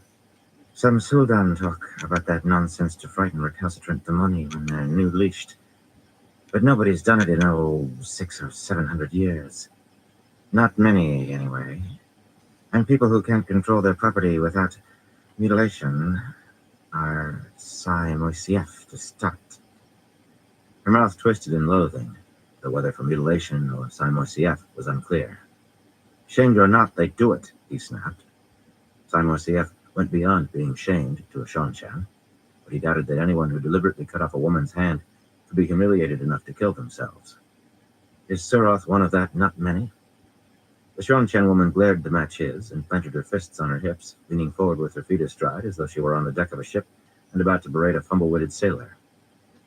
The High Lady Suroth doesn't own these Damani, you lump-brained farmer. They're property of the Empress. May she live forever. Suroth might as well slit her own wrists straight away as order something like that for Imperial Damani. That's even if she would. I've never heard of her mistreating her own. I'll try to put this in terms you can understand. If your dog runs away, you don't maim it. You switch the dog so it knows not to do that again, and you put it back in the kennel. Besides, Damani are just too valuable. Matt finished for her dryly. He had heard that until he was sick of it. She disregarded his sarcasm, or maybe did not notice. In his experience, if a woman did not want to hear something, she could ignore it till you yourself started to doubt you had spoken. You're finally beginning to understand, she drawled, nodding. Those Damani you're so worried about probably don't even have welts left by this time. Her gaze went to the ships in the harbor, and slowly took on a look of loss, made deeper by the hardness of her face. Her thumbs ran across her fingertips. You wouldn't believe what my Damani cost me, she said. I'm done with this match, we'll like this. Her and hiring the Got some Sultan nice for wax her. on it. Worth It's a every roast throne meat I joint, paid, of but- course. Her name's Sarisa. Well trained, And it worked. responsive. She'll gorge herself on honeyed nuts if you let her, But she had but she never gets Mexico's seasick or the third sauce, round. the way some do. A pity I had to leave her in Kenterin. I suppose I'll never see her again. She sighed regretfully. I'm sure she misses you as much as you miss her, Noel said, flashing a gap-toothed smile. And for all the world, he sounded sincere. Maybe he was. He contended that he had seen worse than Damani and Dakovale, for what that was worth. Eginen's back stiffened, and she frowned as if she did not believe his sympathy. Or else she had just realized how she was staring at the ships in the harbor. Certainly she turned away from the water very deliberately. I gave orders that no one was to leave the wagons, she said firmly. Likely crewmen on her ships had jumped at that tone. She jerked her head away from the river, as though she expected Matt and Noel to jump where she indicated too. Did you now? Matt grinned, showing teeth. He could manage an insolent grin that sent most puffed-up fools into apoplexy. Eginen was far from a fool, most times, but puffed up she was. Ship captain and noblewoman. He did not know which was worse. Bah, for both. Well, I was about ready to head that way. Unless you're not done fishing, Noel. We can wait here a while if you're not. But the old man was already emptying the remaining silver-gray minnows out of his basket into the water. His hands had been broken badly, maybe more than once, by their lumpy appearance, yet they were deft in winding his line around the bamboo pole. In the short time he had been fishing, he had caught nearly a dozen fish, the largest less than a foot long, strung through the gills on a looped reed, and he moved those to the basket before picking it up. He claimed that if he could find the right peppers, he was going to make a fish stew. From Shara, of all places. As well say from the moon. A stew that would make Matt forget all about his hip. The way Noel went on about the peppers, Matt suspected any forgetting would be because he was focused on finding enough ale to cool his tongue. Eginen, waiting impatiently, was paying no attention to Matt's grin either, so he slipped an arm around her. If they were heading back, they might as well get started. She knocked his hand away from her shoulder. The woman made some maiden aunts he had known look like tavern Damn, I girls. lost. We're In the supposed to third be round. lovers, you and I, he reminded her. Called bullshit There's on that nobody here to stoppage. see, she growled. How many times do I have to tell you, Lylewind? That was the name she was using. She claimed it was Terabonner. At any rate, it did not sound Shanshan. If we don't hold hands unless we see somebody watching, we're going to look a pretty strange pair of lovers to anybody we don't see. She snorted in derision, yet she let him put his arm back around her and slipped hers around him. But she gave him a warning stare at the same time. Matt shook his head. She was crazy as a spring hare if she thought he enjoyed this. Most women had a little padding over their muscles, at least the women he liked, but hugging Eginen was like hugging a fence post, almost as hard and definitely as stiff. He could not puzzle out what Doman saw in her. Maybe she had not given the Ileana any choice. She had bought the man, after all, same as buying a horse. Burn me, I'll never understand these Shanshan, he thought. Not that he wanted to. The only thing was, he had to. As they were turning away, he took one last glance back at the harbor, and almost wished he had not. 2 small sailing craft broke through a wide wall of mist that was drifting slowly down the harbor. Drifting against the wind. Time to be gone and past time. It was better than 2 miles from the river to the Great North Road, across rolling countryside covered in winter-brown grasses and weeds and dotted with clumps of vine-tangled bushes, too thick to push through, even with most of the leaves gone. The rises hardly deserved the name of hill, not for anyone who had climbed in the sand hills and the mountains of mist as a boy. There were gaps in his own memories, but Matt could remember some of that. Yet before long, he was glad he had an arm around somebody. He had sat motionless on that bloody rock for too long. The throb in his hip had faded to a dull ache, but it still made him limp. And without some sort of support, he would have been staggering on the slopes. Not that he leaned on Eginen, of course, but holding on helped steady him. The woman frowned at him, as though she thought he was trying to take advantage. If you did as you were told, she growled, I wouldn't need to carry you. He showed his teeth again, this time not trying to disguise it as a smile. The way Noel scampered along beside them easily, never missing a step despite balancing his basket of fish on his hip with one hand and carrying his fishing pole in the other, was embarrassing. For all he looked hard-worn, the old man was spry enough, too spry by half at times. Their route slanted north of the Circuit of Heaven, with its long open-ended tiers of polished stone seats where, in warmer weather, wealthy patrons sat on cushions beneath colorful canvas awnings to watch their horses race. Now the awnings and poles were stowed away, the horses all in their country stables, those the Seanchan had not taken, and the seats were empty save for a handful of small boys darting up and down the tiers in a game of keep-away. Matt was fond of horses and racing, but his eyes slid past the circuit toward Abu Dar. Whenever he topped a rise, the city's massive white ramparts were visible, deep enough that they supported a road encircling the city on top. And looking gave him an excuse to pause a moment. Fool woman. The scrap of a limp did not mean she was carrying him. He managed to keep a good temper, take the rough with the smooth, and no complaining. Why could she not? Inside the city, white roofs and walls, white domes and spires, ringed in thin bands of color, gleamed in the gray morning light, a picture of serenity. He could not make out the gaps where buildings had burned to the ground.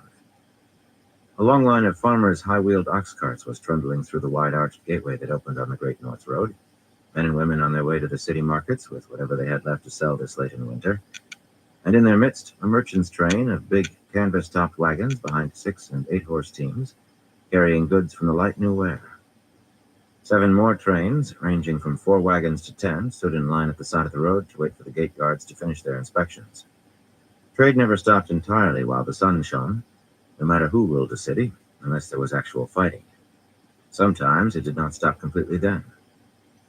The stream of people flowing the other way was mostly Seanchan, soldiers in ordered ranks with their segmented armor painted in stripes and helmets that looked like the heads of huge insects, some marching and some mounted, nobles who were always mounted, wearing ornate cloaks, pleated riding dresses and lace veils or voluminous trousers and long coats. Seanchan settlers were still departing the city too, wagon upon wagon filled with farmers and craftsmen and the tools of their trades. The settlers had begun leaving as soon as they came off the ships, but it would be weeks before they were all gone. It was a peaceful scene, workaday and ordinary, if you ignored what lay behind it. Yet every time they reached a place where he could see the gates, his mind flashed back to 6 nights ago. And he was there again, at those same gates. The storm had grown worse as they crossed the city from the terrace and palace. Rain fell by buckets, pounding the darkened city and slicking the paving stones under the horses' hooves, and wind howled off the sea of storms, driving the rain like stones from slings and jerking at cloaks so that keeping it all dry was a lost cause. Clouds hid the moon, and the deluge seemed to soak up the light of the pole lanterns carried by Blerick and Fenn, on foot ahead of the rest. Then they entered the long passageway through the city wall and gained a bit of shelter, at least from the rain. The wind made the high-ceilinged tunnel keen like a flute. The gate guards were waiting just inside the far end of the passage, 4 of them, also bearing pole lanterns. A dozen more, half of them Seanchan, carried halberds that could strike at a man in the saddle or pull him out of it. 2 Seanchan with their helmets off were peering from the lighted doorway of the guardhouse built into the white plastered wall, and shifting shadows behind them told of others inside. Too many to fight past quietly, maybe too many to fight past at all, not without everything going off like an illuminator's firework bursting in his hand. The guards were not the danger anyway, not the main danger. A tall, plump-faced woman in dark blue, her divided ankle-length skirts bearing red panels worked with silver lightning bolts, stepped past the men in the guardhouse door. A long silvery metal leash was coiled in the Sul'dam's left hand, free and connecting her to the graying woman in a dark gray dress who followed her out with an eager grin. Matt had known they would be there. The Seanchan had Sul'dam and Damani at all the gates now. There could even be another pair inside, or 2. They did not mean to let one woman who could channel escape their nets. The silver fox-head medallion beneath his shirt lay cold against his chest. Not the cold that signaled someone embracing the source nearby, just the accumulated chill of the night and his flesh too icy to warm it. But he could not stop waiting for the other. Light, he was juggling fireworks tonight, with the fuses lit.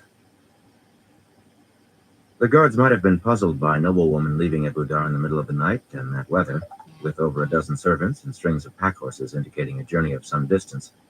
But Aguinan was of the blood, her cloak embroidered in an eagle with spread black and white wings, and long fingers on her red riding gloves to accommodate her fingernails. Ordinary soldiers did not question what the blood chose to do, even the low blood. Which did not mean there were no formalities. Anyone was free to leave the city when they wished, but the Shanshan recorded the movement of Damani, and 3 rode in the entourage, heads down and faces covered by the hoods of their gray cloaks, each linked to a mounted Suldam by the silvery length of an Idam. The plump-faced Suldam walked by them with barely a glance, strolling down the tunnel. Her Damani peered intently at every woman they passed, though, sensing whether she could channel, and Matt held his breath when she paused beside the last mounted Damani, with a slight frown. Even with his luck, he would not bet against the Shanshan recognizing an Aes Sedai's ageless face if they looked inside that hood. There were Aes Sedai held as Damani, but what were the odds that all 3 of Aginans would be? Like what were the odds one of the low blood would own 3? The plump-faced woman made a clicking sound, as you might to a pet dog, and twitched the Idam, and the Damani followed her on.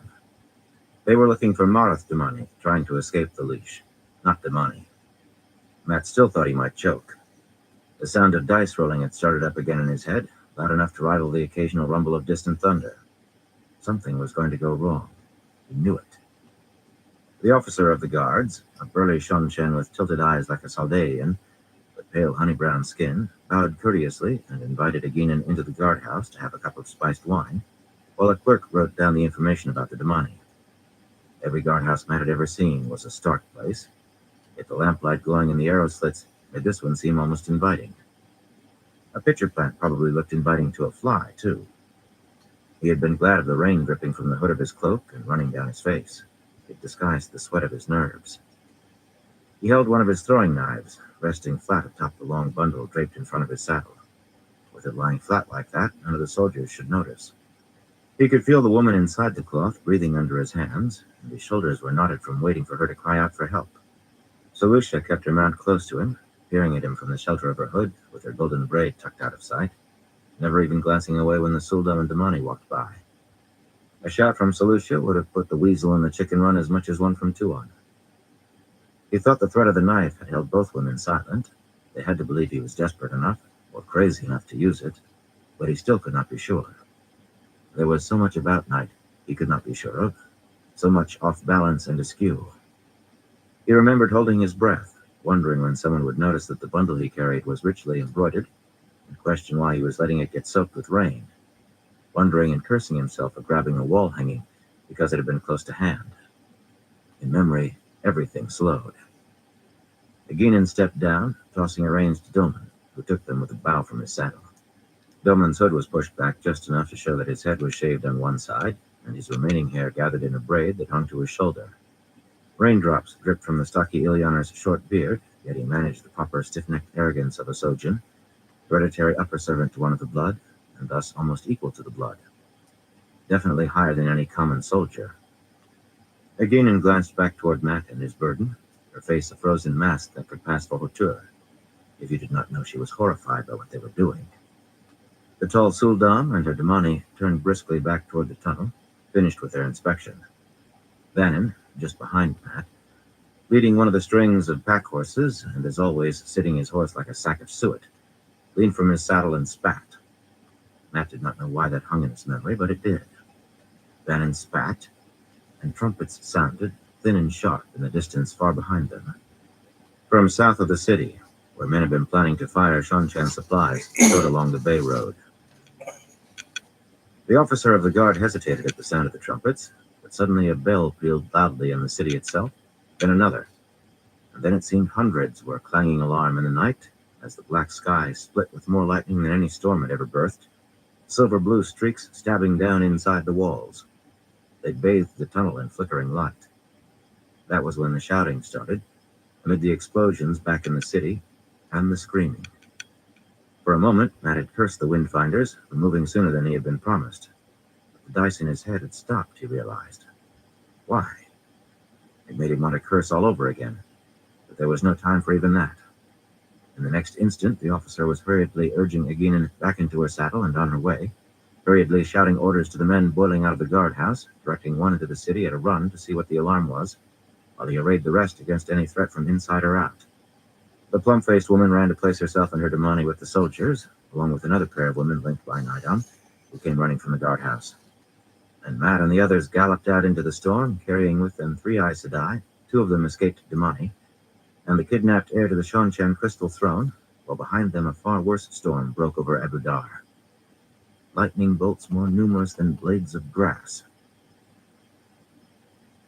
With a shiver, Matt pulled himself back to the present. Beginning scowled at him and gave him an exaggerated pull. Lovers arm in arm don't hurry, he muttered. They stroll. She sneered. Doman had to be blinded by love. That, or he had taken too many thumps on the head. The worst was over and done, in any case. Matt hoped that getting out of the city had been the worst. He had not felt the dice since. They were always a bad sign. His back trail was as muddled as he could manage, and he was sure it would take someone as lucky as he to separate the gold from the dross. The Seekers had been on Aginan's scent before that night, and she would be wanted on charges of stealing the money now as well, but the authorities were expected to be riding as hard as she could, and already leagues from Abu Dar, not just sitting outside the city. Nothing except a coincidence of timing connected her to Tuan, or to Matt, and that was important. Thailand certainly would have leveled her own charges against him. No woman was going to forgive a man tying her up and shoving her under a bed, even when she had suggested it.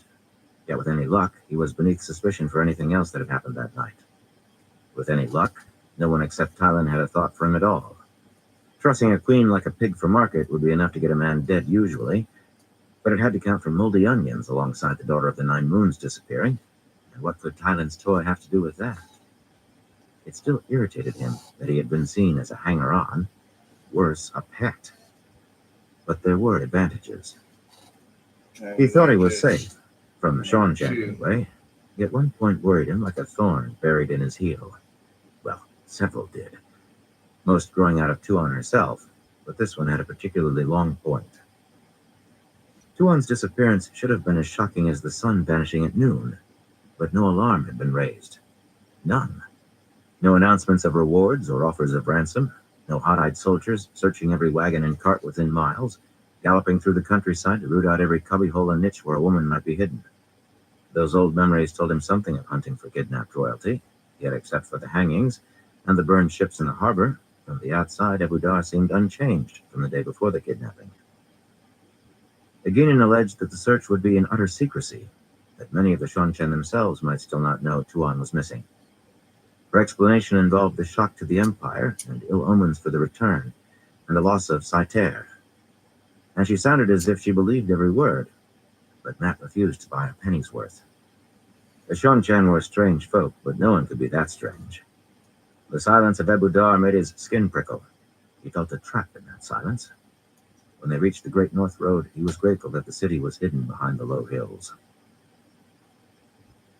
The road was a broad highway, a major avenue of trade, wide enough for 5 or 6 wagons abreast uncrowded, with a surface of dirt and clay that hundreds of years of use had packed nearly as hard as the occasional ancient paving stone that stuck an edge or corner inches into the air. Matt and Aginan hurried across to the verge on the other side, with Noel dogging their heels, between a merchant's train rumbling toward the city, guarded by a scar-faced woman and 10 hard-eyed men in leather vests covered with metal discs, and a string of the settlers' oddly shaped wagons, rising to peaks at the ends, that were heading north, some pulled by horses or mules, others by oxen. Clustered between the wagons, barefoot boys used switches to herd 4-horned goats with long black hair and big, dew-lapped white cows. One man at the rear of the wagons, in baggy blue breeches and a round red cap, was leading a massive humpbacked bull by a thick cord tied to a ring in its nose. Except for his clothes, he could have been from the 2 rivers. He eyed Matt and the others, walking in the same direction, as if he might speak, then shook his head and plodded on without looking at them again. Contending with Matt's limp, they were not moving fast, and the settlers forged ahead slowly but steadily. Hunch-shouldered and clutching the scarf beneath her chin with her free hand, Aginan let out a breath and loosened fingers that had begun to grip Matt's side almost painfully. After a moment, she straightened and glared at the farmer's departing back as though she were ready to chase after him and box his ears and his bulls. If that were not bad enough, once the farmer was 20 or so paces away, she shifted her scowl to a company of Shonchan soldiers marching down the middle of the road at a pace that would soon overtake the settlers, Perhaps 200 men in a column 4 abreast, followed by a motley collection of mule-drawn wagons covered with tightly lashed canvas. The middle of the road was left free for military traffic. Half a dozen well-mounted officers in thin plumed helmets that hid all but their eyes rode at the column's head, looking neither left nor right, red cloaks spread neatly over their horses' cruppers. The banner following on the officers' heels was marked with what looked like a stylized silver arrowhead, or maybe an anchor, crossed by a long arrow and a jagged lightning bolt in gold, with script and numerals below that Matt could not make out as gusts swept the banner this way and that. The men on the supply wagons wore dark blue coats and breeches and square red and blue caps, but the soldiers were even more showy than most Shanshan.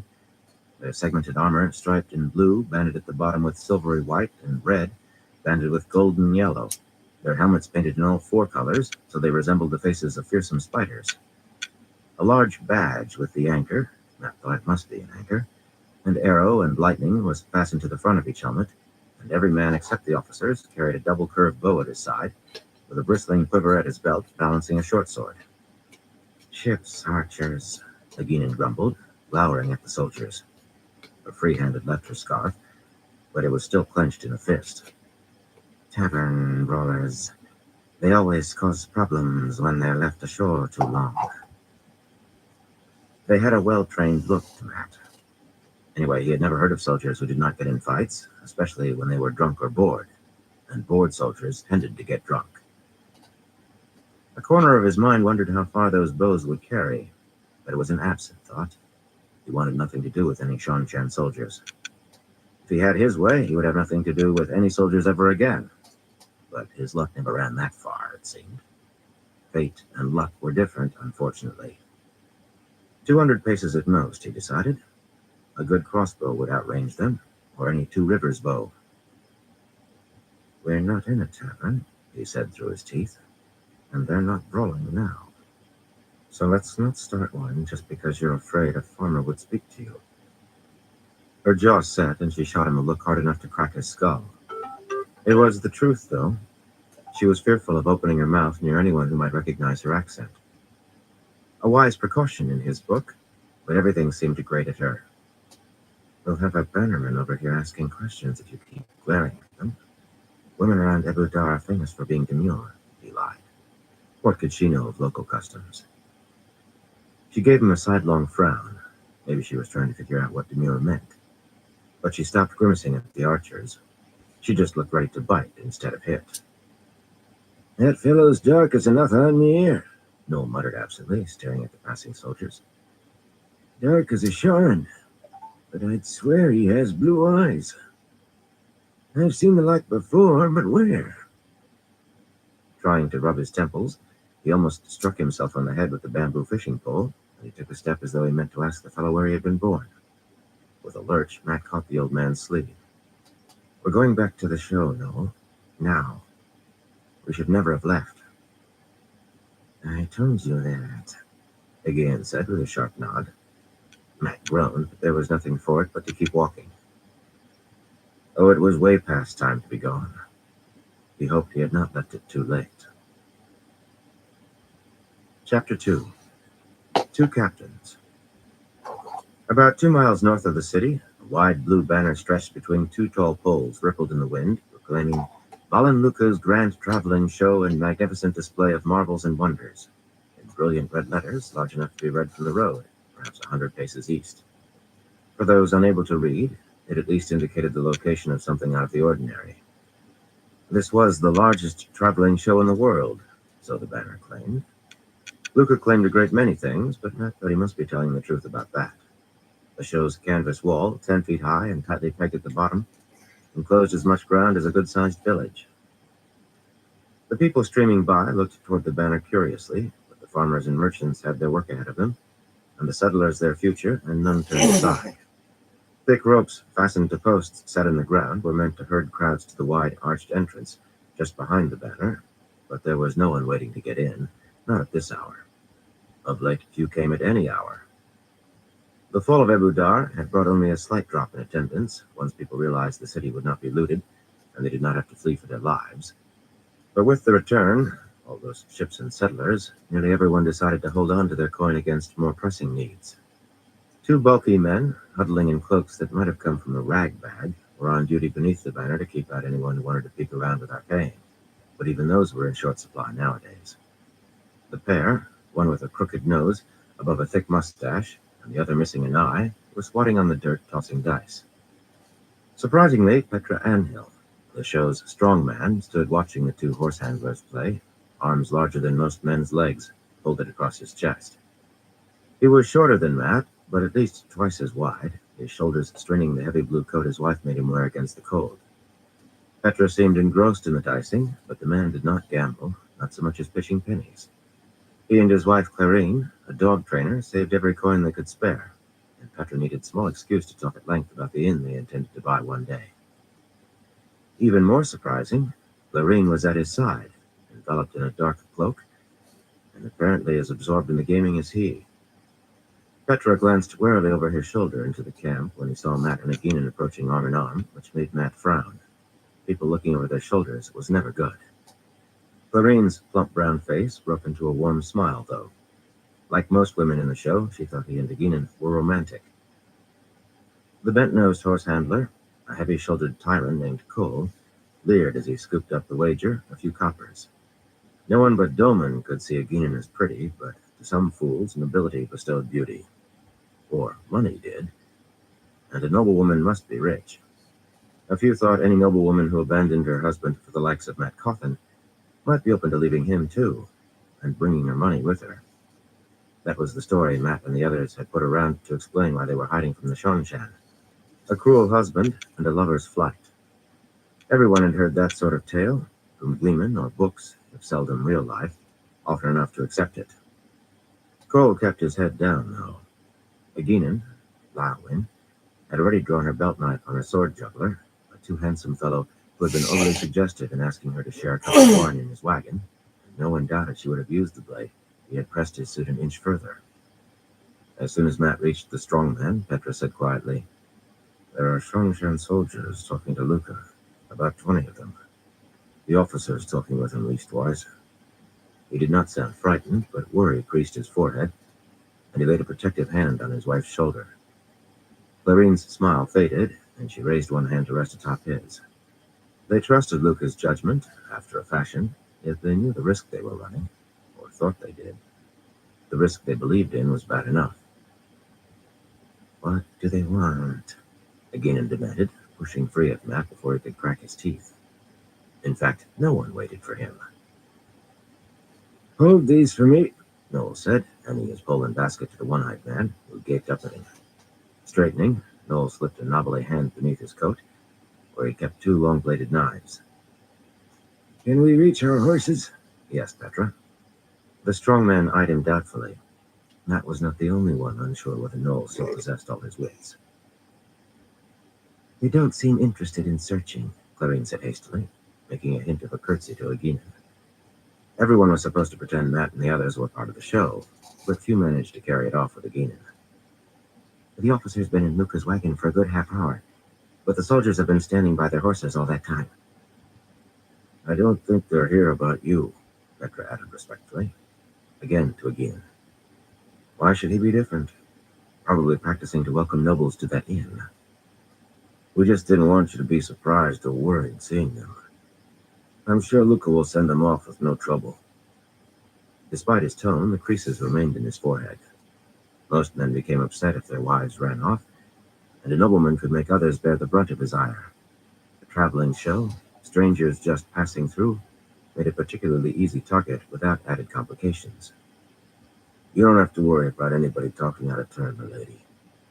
Glancing at the horse handlers, Petra added, "Does she, Cole?" Bent-Nose shook his head, his eyes on the dice he was bouncing on his palm. He was a big man, but not as big as Petra, and the strong man could straighten horseshoes with his bare hands. "Everybody likes a chance to spit on a noble's boots now and then," the one-eyed fellow mumbled, peering into the basket of fish. He was almost as tall and wide-shouldered as Cole, but his face was all leathery wrinkles, and he had even fewer teeth than Noel. Glancing at Aginin, he ducked his head and added, "Begging your pardon, lady. Besides, this way we all get a little coin, but you ain't been much of lately. Right, Cole?" Anybody talks, them Sean-Chan will take us all up.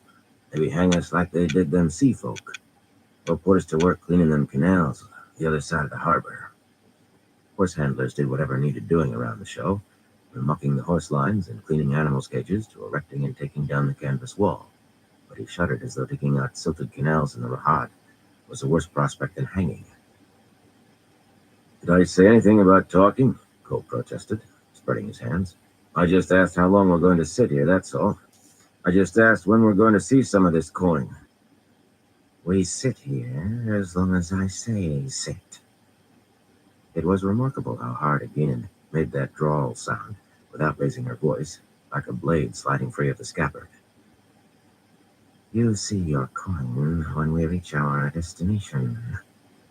There will be a little something extra for those who serve me faithfully, and a cold grave for anyone who thinks on betrayal.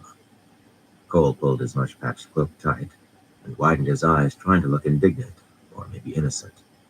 But he just appeared to be hoping she would come close enough for him to filch her purse. Matt ground his teeth. For one thing, that was his gold she was promising with such a free hand. She had her own, but not near enough for this. More importantly, she was trying to take charge again. Light. Except for him, she would still be in Abu Dar, scheming to avoid the Seekers, if not already being put to the question.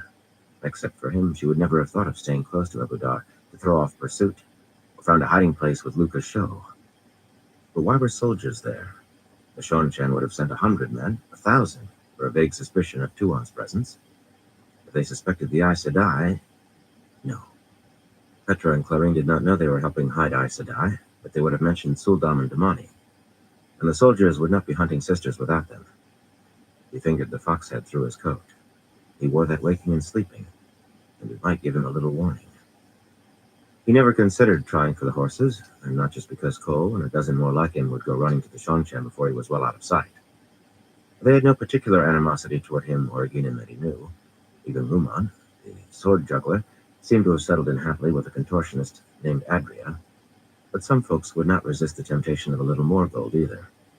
In any case, no warning dice tumbled in his head, and there were people inside those canvas walls he could not leave behind. If they're not searching, then we have nothing to worry about, he said confidently. But thanks for the warning, Petra. I've never liked surprises. The strong man made a small gesture as if to say it was nothing, but Aginin and Clarine looked at Matt as though startled to find him there. Even Cole and the one-eyed lout blinked at him. It took an effort to stop short of gritting his teeth again. I'll just wander near Luca's wagon and see what I can see. Rowan, you and Noel find Alvar and stay with him. They liked the boy. Everyone did. And that would keep them out of his hair. He could eavesdrop better alone.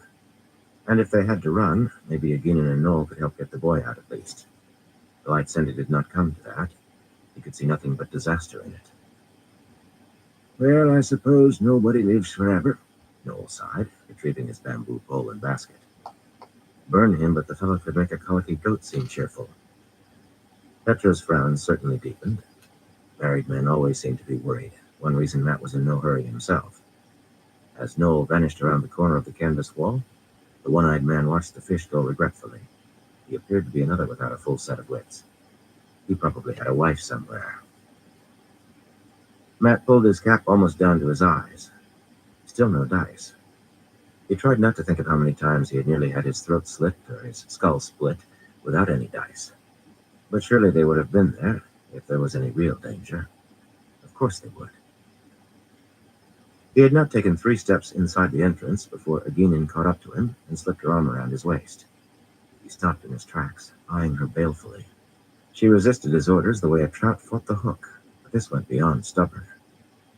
What do you think you're doing? What if this Shonchan officer recognizes you? That seemed as likely as Tylin herself walking into the show, but anything that might make her leave was worth grabbing. What are the chances this fellow is anyone I know? She scoffed. I don't have... Her face twisted for an instant. Didn't have many friends this side of the ocean, and none in Abu Dar. She touched an end of the black wig over her bosom. Anyway, in this, My own mother wouldn't recognize me. Her voice turned bleak toward the end. He was going to chip a tooth if he kept unclenching his jaw. Standing there arguing with her would be worse than useless, but the way she had stared at those Shonchan soldiers was fresh in his mind. Don't glare at anybody, he warned her. Don't even look at anybody. I'm a demure Ebudari woman. She made it sound a challenge. You can do all the talking. She made that into a warning. Light. When a woman was not making everything smooth, she made things very rough indeed. And Agina never made anything smooth. He was definitely in danger of chipping a tooth. Beyond the entrance, the show's main street meandered among wagons like those the Tinkers used. Little houses on wheels, with the wagon shafts lifted against the driver's seats, and walled tents often as large as small houses. Most of the wagons were brightly painted, every shade of red or green, yellow or blue, and many of the tents were just as colorful, a few even striped. Here and there, wooden platforms where entertainers could perform stood beside the street, their colored bunting beginning to look a bit grubby. The broad expanse of dirt, near 30 paces wide and beaten flat by thousands of feet, really was a street, one of several that wound through the show. The wind whipped away faint gray streamers of smoke rising from the tin chimneys that stuck up from the roofs of the wagons, and from some tents. Most of the show folk were probably at breakfast, if not still in bed. They rose late as a rule Matt approved, and no one would want to eat sitting around a cook fire outside in this cold. The only person he saw was Eludra, the sleeves of her dark green dress pushed up her forearms, grinding something with a bronze mortar and pestle on a table that folded down from the side of her vivid blue wagon, just around the corner on one of the narrower side streets. Intent on her work, the slender Tarabana did not see Agina and Matt. He could not help looking at her, though. With her dark hair and thin beaded braids that hung to her waist, Eludra was probably the most exotic of Luca's models. He advertised her as an illuminator, and unlike many of the other performers and models, she really was what Luca claimed, though Luca probably did not believe it himself. Matt wondered what she was grinding, and whether it might explode. She had promised to reveal the secret of fireworks if he could answer a riddle, but he had not found a glimmer so far. He would, though, one way or another. Agina poked a hard finger into his ribs. We are supposed to be lovers, as you keep reminding me, she growled. Who's going to believe it if you stare at that woman as though you're hungry? Matt grinned lasciviously. I always look at pretty women, haven't you noticed? Adjusting her headscarf with a little more vigor than usual, she gave a disparaging grunt, and he was satisfied. Her prudish streak came in handy now and then. Agina was on the run for her life, but she was still Shonchan, and she already knew more about him than he liked. He was not about to trust her with all of his secrets, even the ones he did not know yet. Luca's wagon sat in the very middle of the show's camp, the most favored position, as far as possible from the smells of the animal cages and horse lines situated along the campus walls. The wagon was garish even compared to the others in the show, a red and blue thing that shone like the finest lacquer work, every surface spotted with golden comets and stars. The phases of the moon, in silver, ran all the way around just below the roofline. Even the tin chimney was painted in red and blue rings. A tinker would have blushed. To one side of the wagon, 2 ranks of helmeted Shonchan soldiers stood stiffly beside their horses, green tasseled lances slanted at exactly the same angle. One of the men held the reins of an extra mount, a fine dun gelding with strong haunches and good ankles. The soldier's blue and green armor appeared drab alongside Luca's wagon. Matt was unsurprised to see he was not the only one interested in the Shonchan. A dark stocking cap covering his shaved head, veiled Doman was squatting on his heels with his back against one wheel of the green wagon that belonged to Petra and Clarine, about 30 paces beyond the soldiers. Clarine's dogs lay under the wagon, a motley collection of smallish animals sleeping huddled together. The thick-bodied Ileana was pretending to whittle, but all he had produced was a small pile of shavings at his feet. I wish the fellow would grow a mustache to hide his upper lip, or else shave off the rest of his beard. Someone might connect an Ileana to Agina. Blaric Najina, a tall fellow leaning against the wagon as though keeping Doman company, had not hesitated to remove his Shinaran topknot to avoid Shonchan notice, though he ran a hand over the black bristle growing on his head about as often as Agina checked her wig. Maybe he should wear a cap. In their dark coats, with frayed cuffs and well-traveled boots, both men could pass for showfolk, maybe horse handlers, except to other showfolk. They were watching the Shanshan while trying to seem not to, but Blarick was the more successful, as might be expected from a warder. His full attention appeared to be on Doman, except for an occasional glance at the soldiers, as casual as could be. Doman scowled at the Shanshan when he was not glaring at the lump of wood in his hand, as though ordering it to turn into a neat carving. The man had taken being Sojin entirely too much to heart. Matt was trying to figure out how to sneak close to Luca's wagon and eavesdrop unseen by the soldiers when the door at the back of the wagon opened, and a pale-haired Shanshan marched down the steps, landing a helmet with a thin blue plume on his head as his boot touched the ground. Luca appeared behind him, resplendent in scarlet embroidered with golden sunbursts, bowing with elaborate flourishes as he followed the officer. Luca owned at least 24 coats, most red and each gaudier than the last. It was a good thing his wagon was the largest in the show, or he would not have had room for them all. Ignoring Luca, the Shanshan officer stepped up onto his gelding, adjusted his sword, and barked orders that sent his men flowing into their saddles and forming a column of twos that moved off at a slow walk toward the entrance.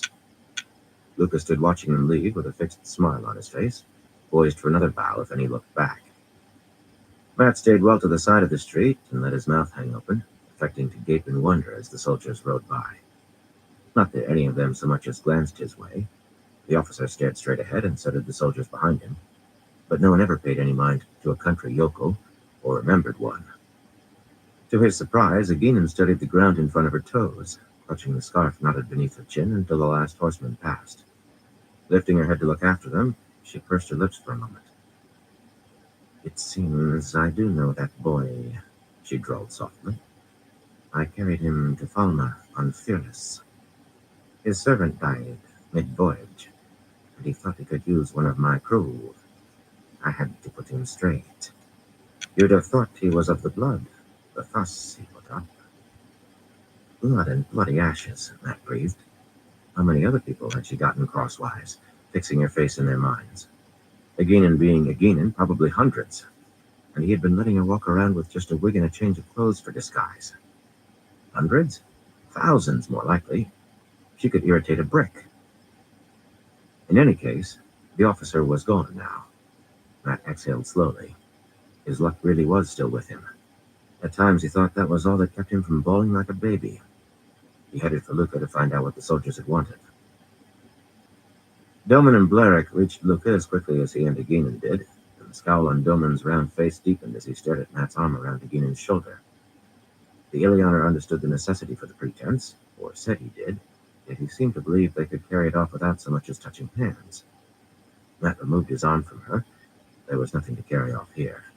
Luca knew the truth, of everything. And Aginin started to release him too, yet after a look at Doman, she tightened her grip on Matt's waist instead, all without the slightest change of expression. Doman continued to scowl, but at the ground now. Matt decided he would understand the Shanshan long before he understood women. Or Illianers, for that matter. "Horses," Luca growled almost before Matt stopped walking. His frown took in all of them, but he focused most of his anger on Matt. A little bit taller, Luca stretched down to stare at Matt. "That's what he wanted. I showed him the warrant exempting me from the horse lottery, signed by the High Lady Soreth herself. But was he impressed? It didn't matter to him that I rescued a high-ranking Shanshan." The woman had not been high-ranking, and he had not so much rescued her as given her a way to travel as a hired performer. But Luca always exaggerated to his own advantage.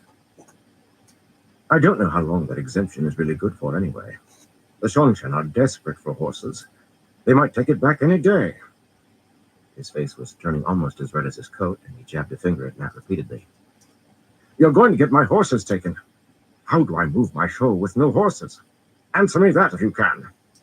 I was ready to leave as soon as I saw that madness in the harbor, until you twisted my arm.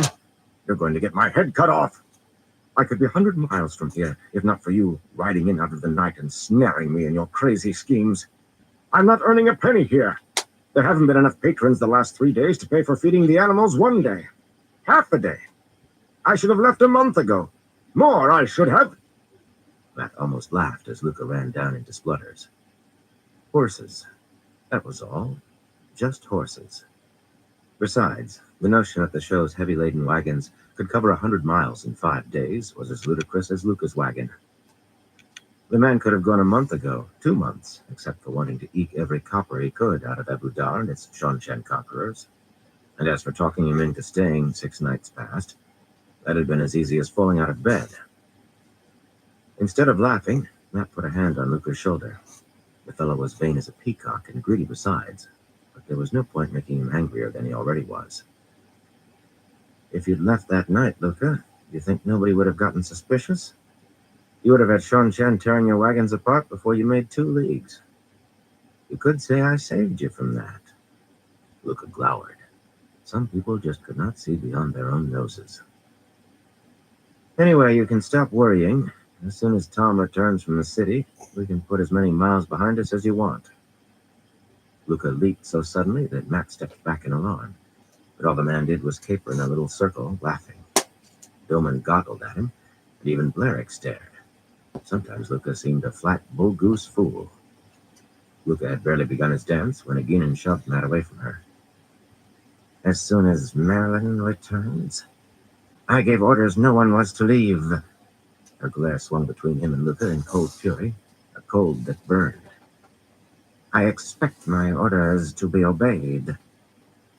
Luca stopped cavorting abruptly and eyed her sideways, then suddenly made her a bow with so many flourishes you could practically see the cloak. You could almost see the embroidery on the cloak. He thought he had a way with women, Luca did. You command, my sweet lady, and I leap to obey. Coming upright, he shrugged apologetically. But Master Coffin has gold, and I fear gold commands my first obedience. Matt's chest full of gold coins in this very wagon had been all the arm-twisting needed to convince him. Maybe Matt being Taviran had helped, but for enough gold, Val and Luca would help kidnap the Dark One. Aginin drew a deep breath, ready to berate Luca further, but the man turned his back and went scampering up the steps into his wagon, shouting, Littell! Littell! We must roust everybody out immediately. We're leaving at last. The minute Marilyn returns, the light be praised. A moment later, he was back again, dashing back down the short stair, followed by his wife, drawing a black velvet cloak sewn with glittering spangles around herself. A stern-faced woman, she wrinkled her nose at Matt as though he had a bad smell, and gave Aginin a look that likely made her trained bears climb trees. Littell disliked the idea of a woman running away from her husband, even when she knew it was a lie.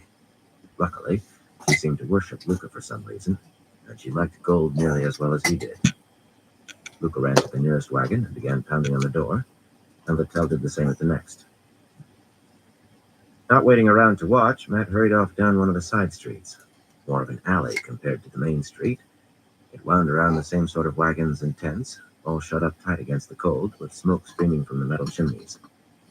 There were no platforms for performers here, but lines for drying laundry hung between some of the wagons, and here and there wooden toys lay scattered on the ground. This street was for living only, the narrowness meant to discourage outsiders. He moved quickly despite his hip. He had walked most of the ache out, but he had not gone 10 steps before Aginin and Billman caught up to him. Blerick had vanished, probably gone to tell the sisters they were still safe and could finally leave. The Aes Sedai, masquerading as servants sick with worry that their mistress's husband would catch them, were fed up with being confined to their wagon, not to mention fed up with sharing with the Suldam. That had made them share, so the Aes Sedai could watch the Suldam, while the Suldam kept the Aes Sedai out of his hair. Still, Matt was glad Blerick had taken away the necessity for him to visit that wagon again. One or another of the sisters had summoned him 4 or 5 times a day since their escape from the city, and he went when he could not avoid it, but it was never a pleasant experience. Aginin did not put her arm around him this time. She strode at his side, staring straight ahead, not bothering to check her wig for once. Billman lumbered behind like a bear, muttering under his breath in his heavy Ilianer accent.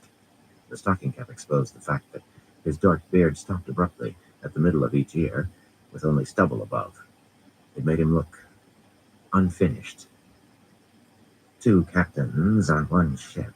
Make short course for disaster, Aginin drawled with overdone patience. Her understanding smile looked as if it hurt her face. We aren't on a ship, Matt replied. The principle's the same, Coffin. You are a farmer. I know you're a good man in a tight spot. Egina shot a dark look over her shoulder at Doman. He was the one who had brought her and Matt together, back when she thought she was getting a hired man. But this situation needs judgment and experience. We're in dangerous waters, and you have no knowledge of command. More than you might think, he told her dryly. He could have spun out a list of the battles he remembered commanding, but only an historian would recognize most of them, and maybe not even an historian. No one would believe it anyway. He certainly would not, if someone else had made that claim. Shouldn't you and Doman be getting ready? You wouldn't want to leave anything behind. Everything she owned was already stowed away in the wagon she and Matt shared with Doman. Not a comfortable arrangement, that. But he quickened his step, hoping she would take the hint. Besides, he saw his destination ahead. The bright blue wall tent, crowded between a virulent yellow wagon and an emerald green one, was barely large enough to hold 3 cots, but providing shelter for everyone he brought out of Ebu Dar had required bribes to make people move, and more bribes to make others let them in. What he had been able to hire was what the owners were willing to let him have, at rates suitable for a good inn. Julian, a dark, compact man with short black hair, was sitting cross-legged on the ground in front of the tent with Oliver, a thin little boy, if not so skinny as when Matt first saw him, and short for 10, the age he claimed. Both coatless despite the wind, they were playing snakes and foxes on a board the boy's dead father had drawn for him on a piece of red cloth. Tossing the dice, Oliver counted the pips carefully and considered his move along the spiderweb of black lines and arrows. The Tyrant thief catcher was paying less attention to the game. He sat up straight at the sight of Matt. Abruptly, Noel darted around from the rear of the tent, breathing hard as if he had been running. Julian glanced up in surprise at the old man, and Matt frowned. He had told Noel to come straight here. Where had he gone instead? Noel looked at him expectantly, not with any guilt or embarrassment, just eager to hear what Matt had to say. You know about the Shongshan? Julian asked, turning his attention to Matt, too. A shadow moved inside the tent's entry flaps, and a dark-haired woman, seated on the end of one of the cots with an old gray cloak wrapped around her, leaned forward to rest a hand on Julian's arm, and to give Matt a wary look. Thera was pretty, if you liked a mouth that always seemed to be pouting, and it seemed that Julian did, from the way he smiled at her reassuringly and patted her hand. She was also Amathera Elfdine Casimir Luneau, Panarch of Terabon, and the next thing to a queen. At least she had been once. Julian had known that, and so had Tom, yet no one thought to tell Matt until they reached the show. He supposed it hardly mattered, alongside everything else. She answered faster to Thera than to Amathera. She made no demands, except on Julian's time, and there seemed little chance anyone would recognize her here. In any case, Matt hoped she felt more than gratitude for being rescued, because Julian certainly felt more for her. Who was to say a dethroned Panarch could not fall in love with a thief-catcher?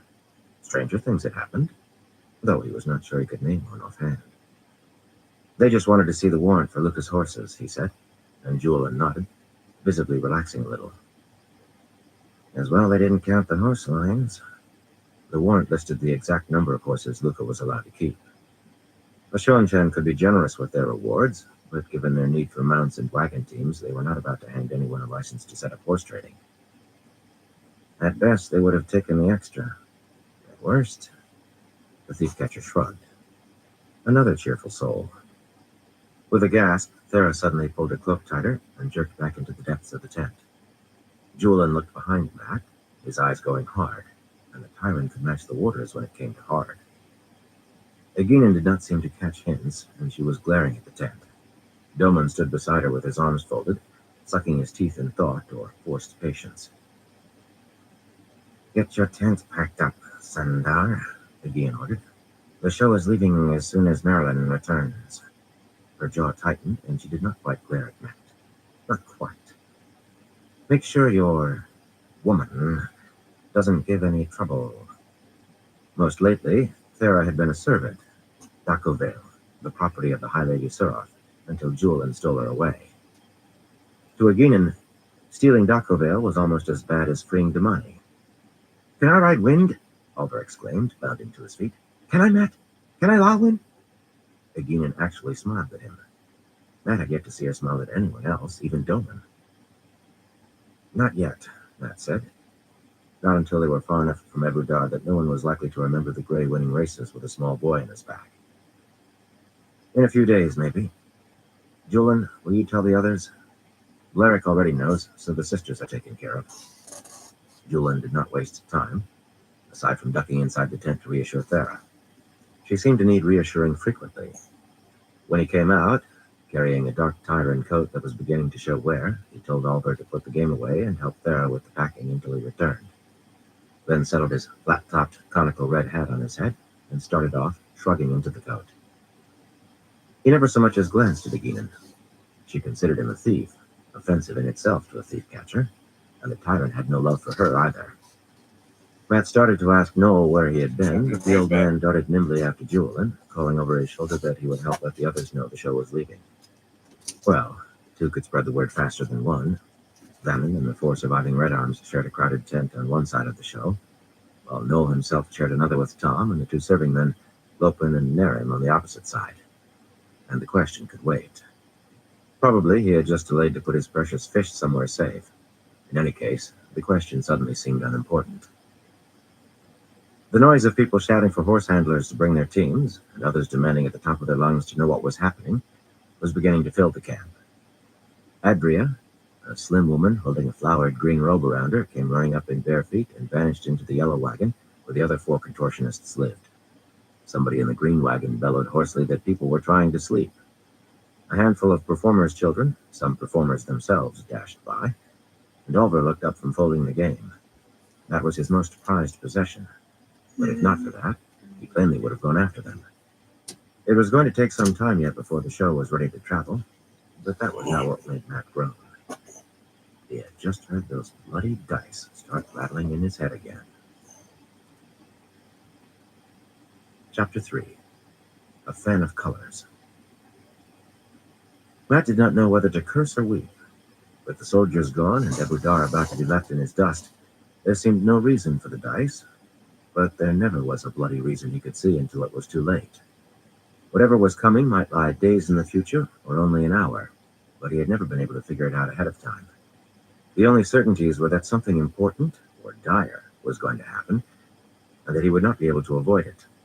Sometimes, like that night at the gate, he did not understand why the dice had been tumbling, even after they stopped. All he really knew for sure was that however much the dice made him twitch like a goat with the itch, once they started, he did not want them to stop ever. But they did. Sooner or later, they always did. "Are you all right, Matt?" Oliver said. "Those Seanchan can't catch us." He attempted gruff conviction, but a hint of question hung in his voice. Abruptly, Matt realized he had been staring at nothing. Egina frowned at him while fiddling absent-mindedly with her wig, plainly angry that he was ignoring her. Doman's eyes had a studious look. If he was not deciding whether to be upset on Egina's behalf, Matt would eat his cap. Even Thera was peeking at him past the tent's entry flap, and she always tried to keep out of Egina's sight. He could not explain. Only a man with porridge for brains would believe he got warnings from hearing dice no one could see. Or maybe a man marked by the power, or by the Dark One. He was not anxious to have any of those things suspected of him, and it might be that night at the gate all over again. No, this was not a secret he cared to reveal. It would do no good anyway. "They'll never catch us, Oliver. Not you and me." He ruffled the boy's hair, and Oliver gave a wide-mouthed grin, confidence restored as easy as that. "Not so long as we keep our eyes open and our wits about us. Remember, you can find a way out of any difficulty if you keep your eyes and wits sharp. But if you don't, you'll trip over your own feet." Oliver nodded gravely, but Matt meant the reminder for the others. Or maybe himself. Like there was no way any of them could be more alert. Except for Oliver, who thought it was all a great adventure. They'd all been jumping out of their skins since before leaving the city. "Go help Thera, like Julian told you, Oliver." A sharp gust cut through Matt's coat, making him shiver. "And put your coat on. It's cold," he added as the boy ducked past Thera into the tent. Rustles and scraping sounds from inside said that Oliver was setting to work, with or without his coat, but Thera remained crouched at the tent's entrance, peering at Matt. For all the care anybody but Matt Coffin took, the boy could catch his death. As soon as Oliver disappeared, Egina stepped closer to Matt, her fists on her hips again, and he groaned under his breath. We are going to settle matters now, Cotton, she said in a hard voice. Now. I won't have our journey wrecked by you countermanding my orders. There's nothing to settle, he told her. I was never your hired hand, and that's that. Somehow her face managed to grow harder, as good as shouting that she did not see matters like that. The woman was as tenacious as a snapping turtle, but there had to be some way to pry her jaws from his leg. Burn him if he wanted to be alone with the dice rolling in his head, if that was better than having to listen to them while arguing with her. I'm going to see Tuan before we leave. The words popped out of his mouth before they were clear in his head. He realized that they had been lying there for some time, though, murky and slowly solidifying. The blood drained from Aginan's cheeks as soon as Tuan's name left his mouth, and he heard a squeak from Thera, followed by the snap of the tent flaps being jerked shut. The one-time Panarch had absorbed a great many Shanchan ways while she was Suroth's property, and many of their taboos as well. Aginan was made of harder stuff, however. Why? She demanded. In almost the same breath, she went on, anxious and furious all at once. You mustn't call her that. You must show respect. Harder in some ways. Matt grinned, but she did not seem to see the joke. Respect? There was precious little respect in stuffing a gag in someone's mouth and rolling them up in a wall hanging. Calling Tuan High Lady or anything else was not going to change that. Of course, Aginan was more willing to talk about freeing Damani than she was about Tuan. If she could have pretended the kidnapping never happened, she would have, and as it was, she tried. Like she had tried to ignore it while it was happening. In her mind, any other crimes she might have committed paled to nothing beside that. Because I want to talk with her, he said. And why not? He had to sooner or later. People had begun trotting up and down the narrow street now, half-dressed men with their shirts hanging out, and women with their hair still wrapped in nightkerchiefs, some leading horses and others just milling about as far as he could make out. A wiry boy a little bigger than Oliver went past doing handsprings wherever the crowd gave him a pace of room, practicing or maybe playing. The sleepy fellow in the deep green wagon still had not appeared. Luca's grand traveling show would not be traveling anywhere for hours yet. There was plenty of time. You could come with me, he suggested in his most innocent voice. He should have thought of this before. The invitation made Aginan go fence post stiff for true. It hardly seemed possible her face could grow any paler, but an extra scrap of color leached out. You will show her fitting respect, she said hoarsely, clutching the knotted scarf with both hands as though trying to squeeze the black wig tighter onto her head. Come, Bale. I want to make sure my things are stowed properly. Doman hesitated as she turned and hurried away into the crowd without looking back, and Matt watched him warily. He had vague memories of a flight on Doman's river ship once, but vague was the best he could say of them. Tom was friendly with Doman, a point in the Illianer's favor, yet he was Aginan's man to the knife, ready to back her on anything down to disliking Jewelin, and Matt trusted him no further than he did her, which was to say not very far.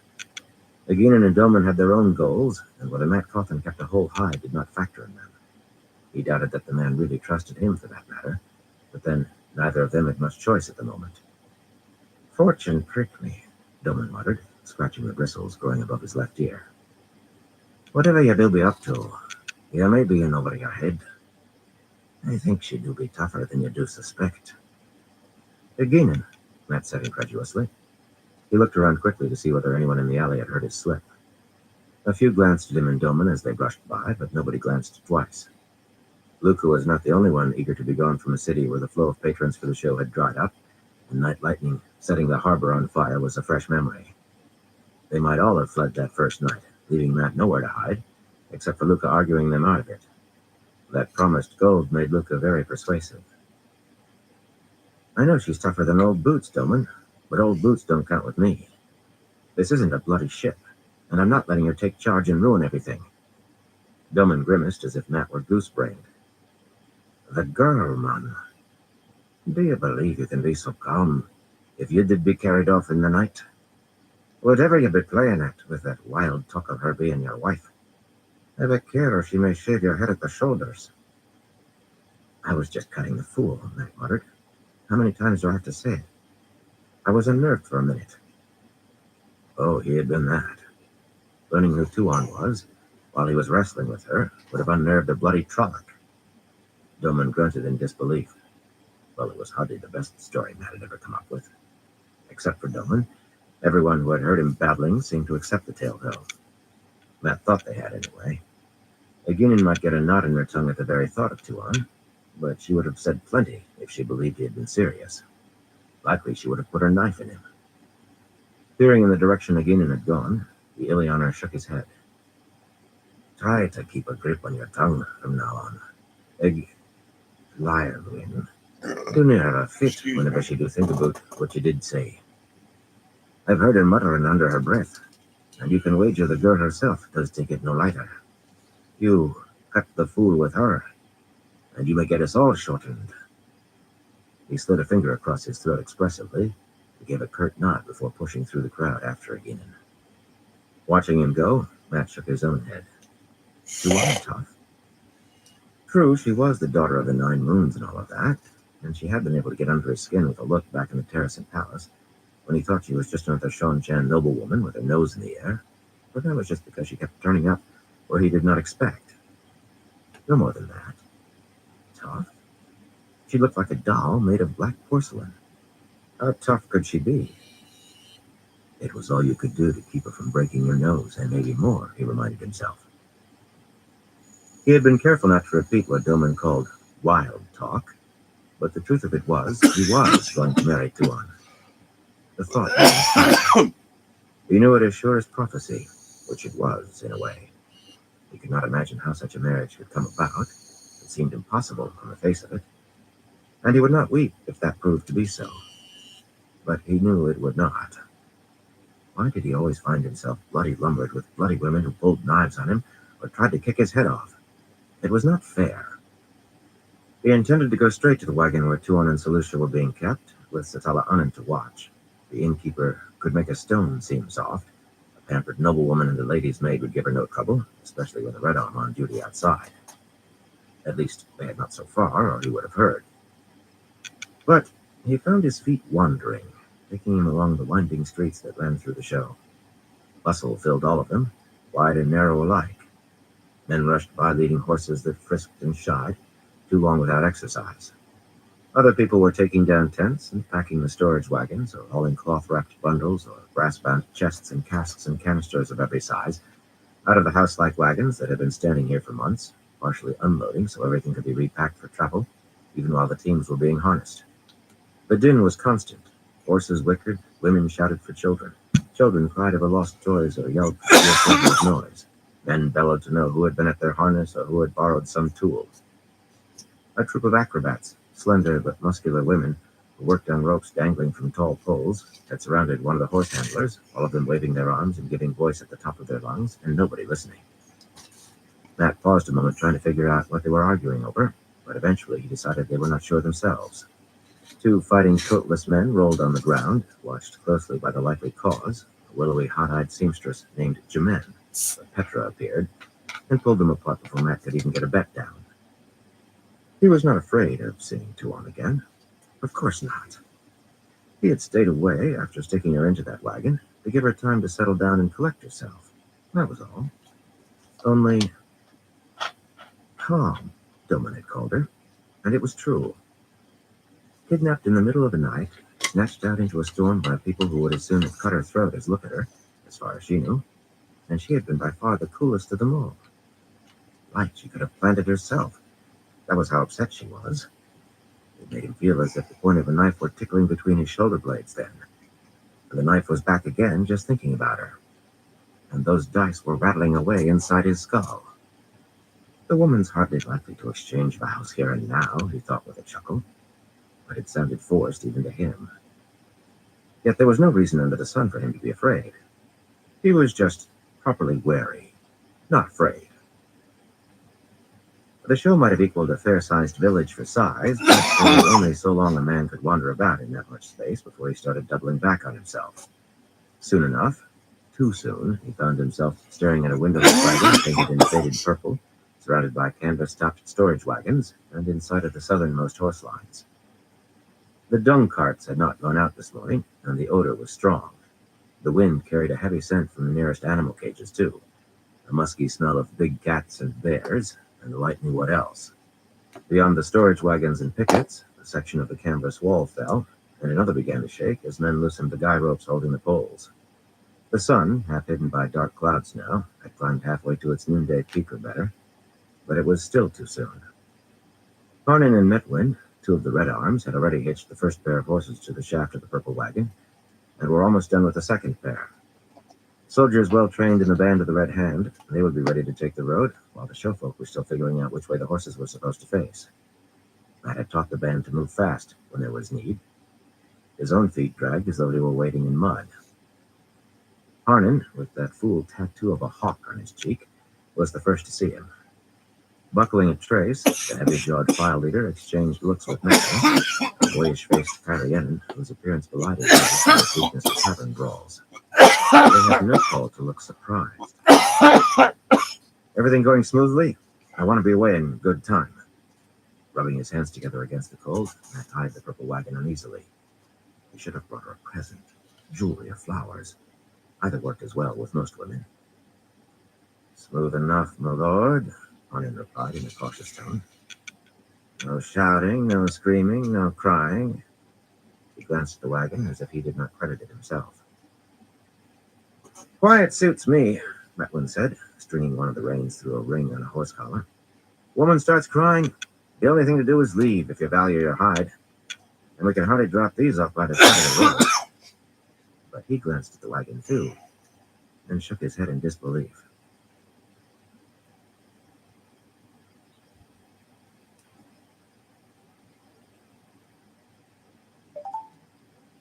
All right, everyone. I'm going to call into this live for tonight. I want to thank everyone for stopping by, and everyone keep stopping by. Appreciate all your support. Till next time, everyone. Gotta stay safe.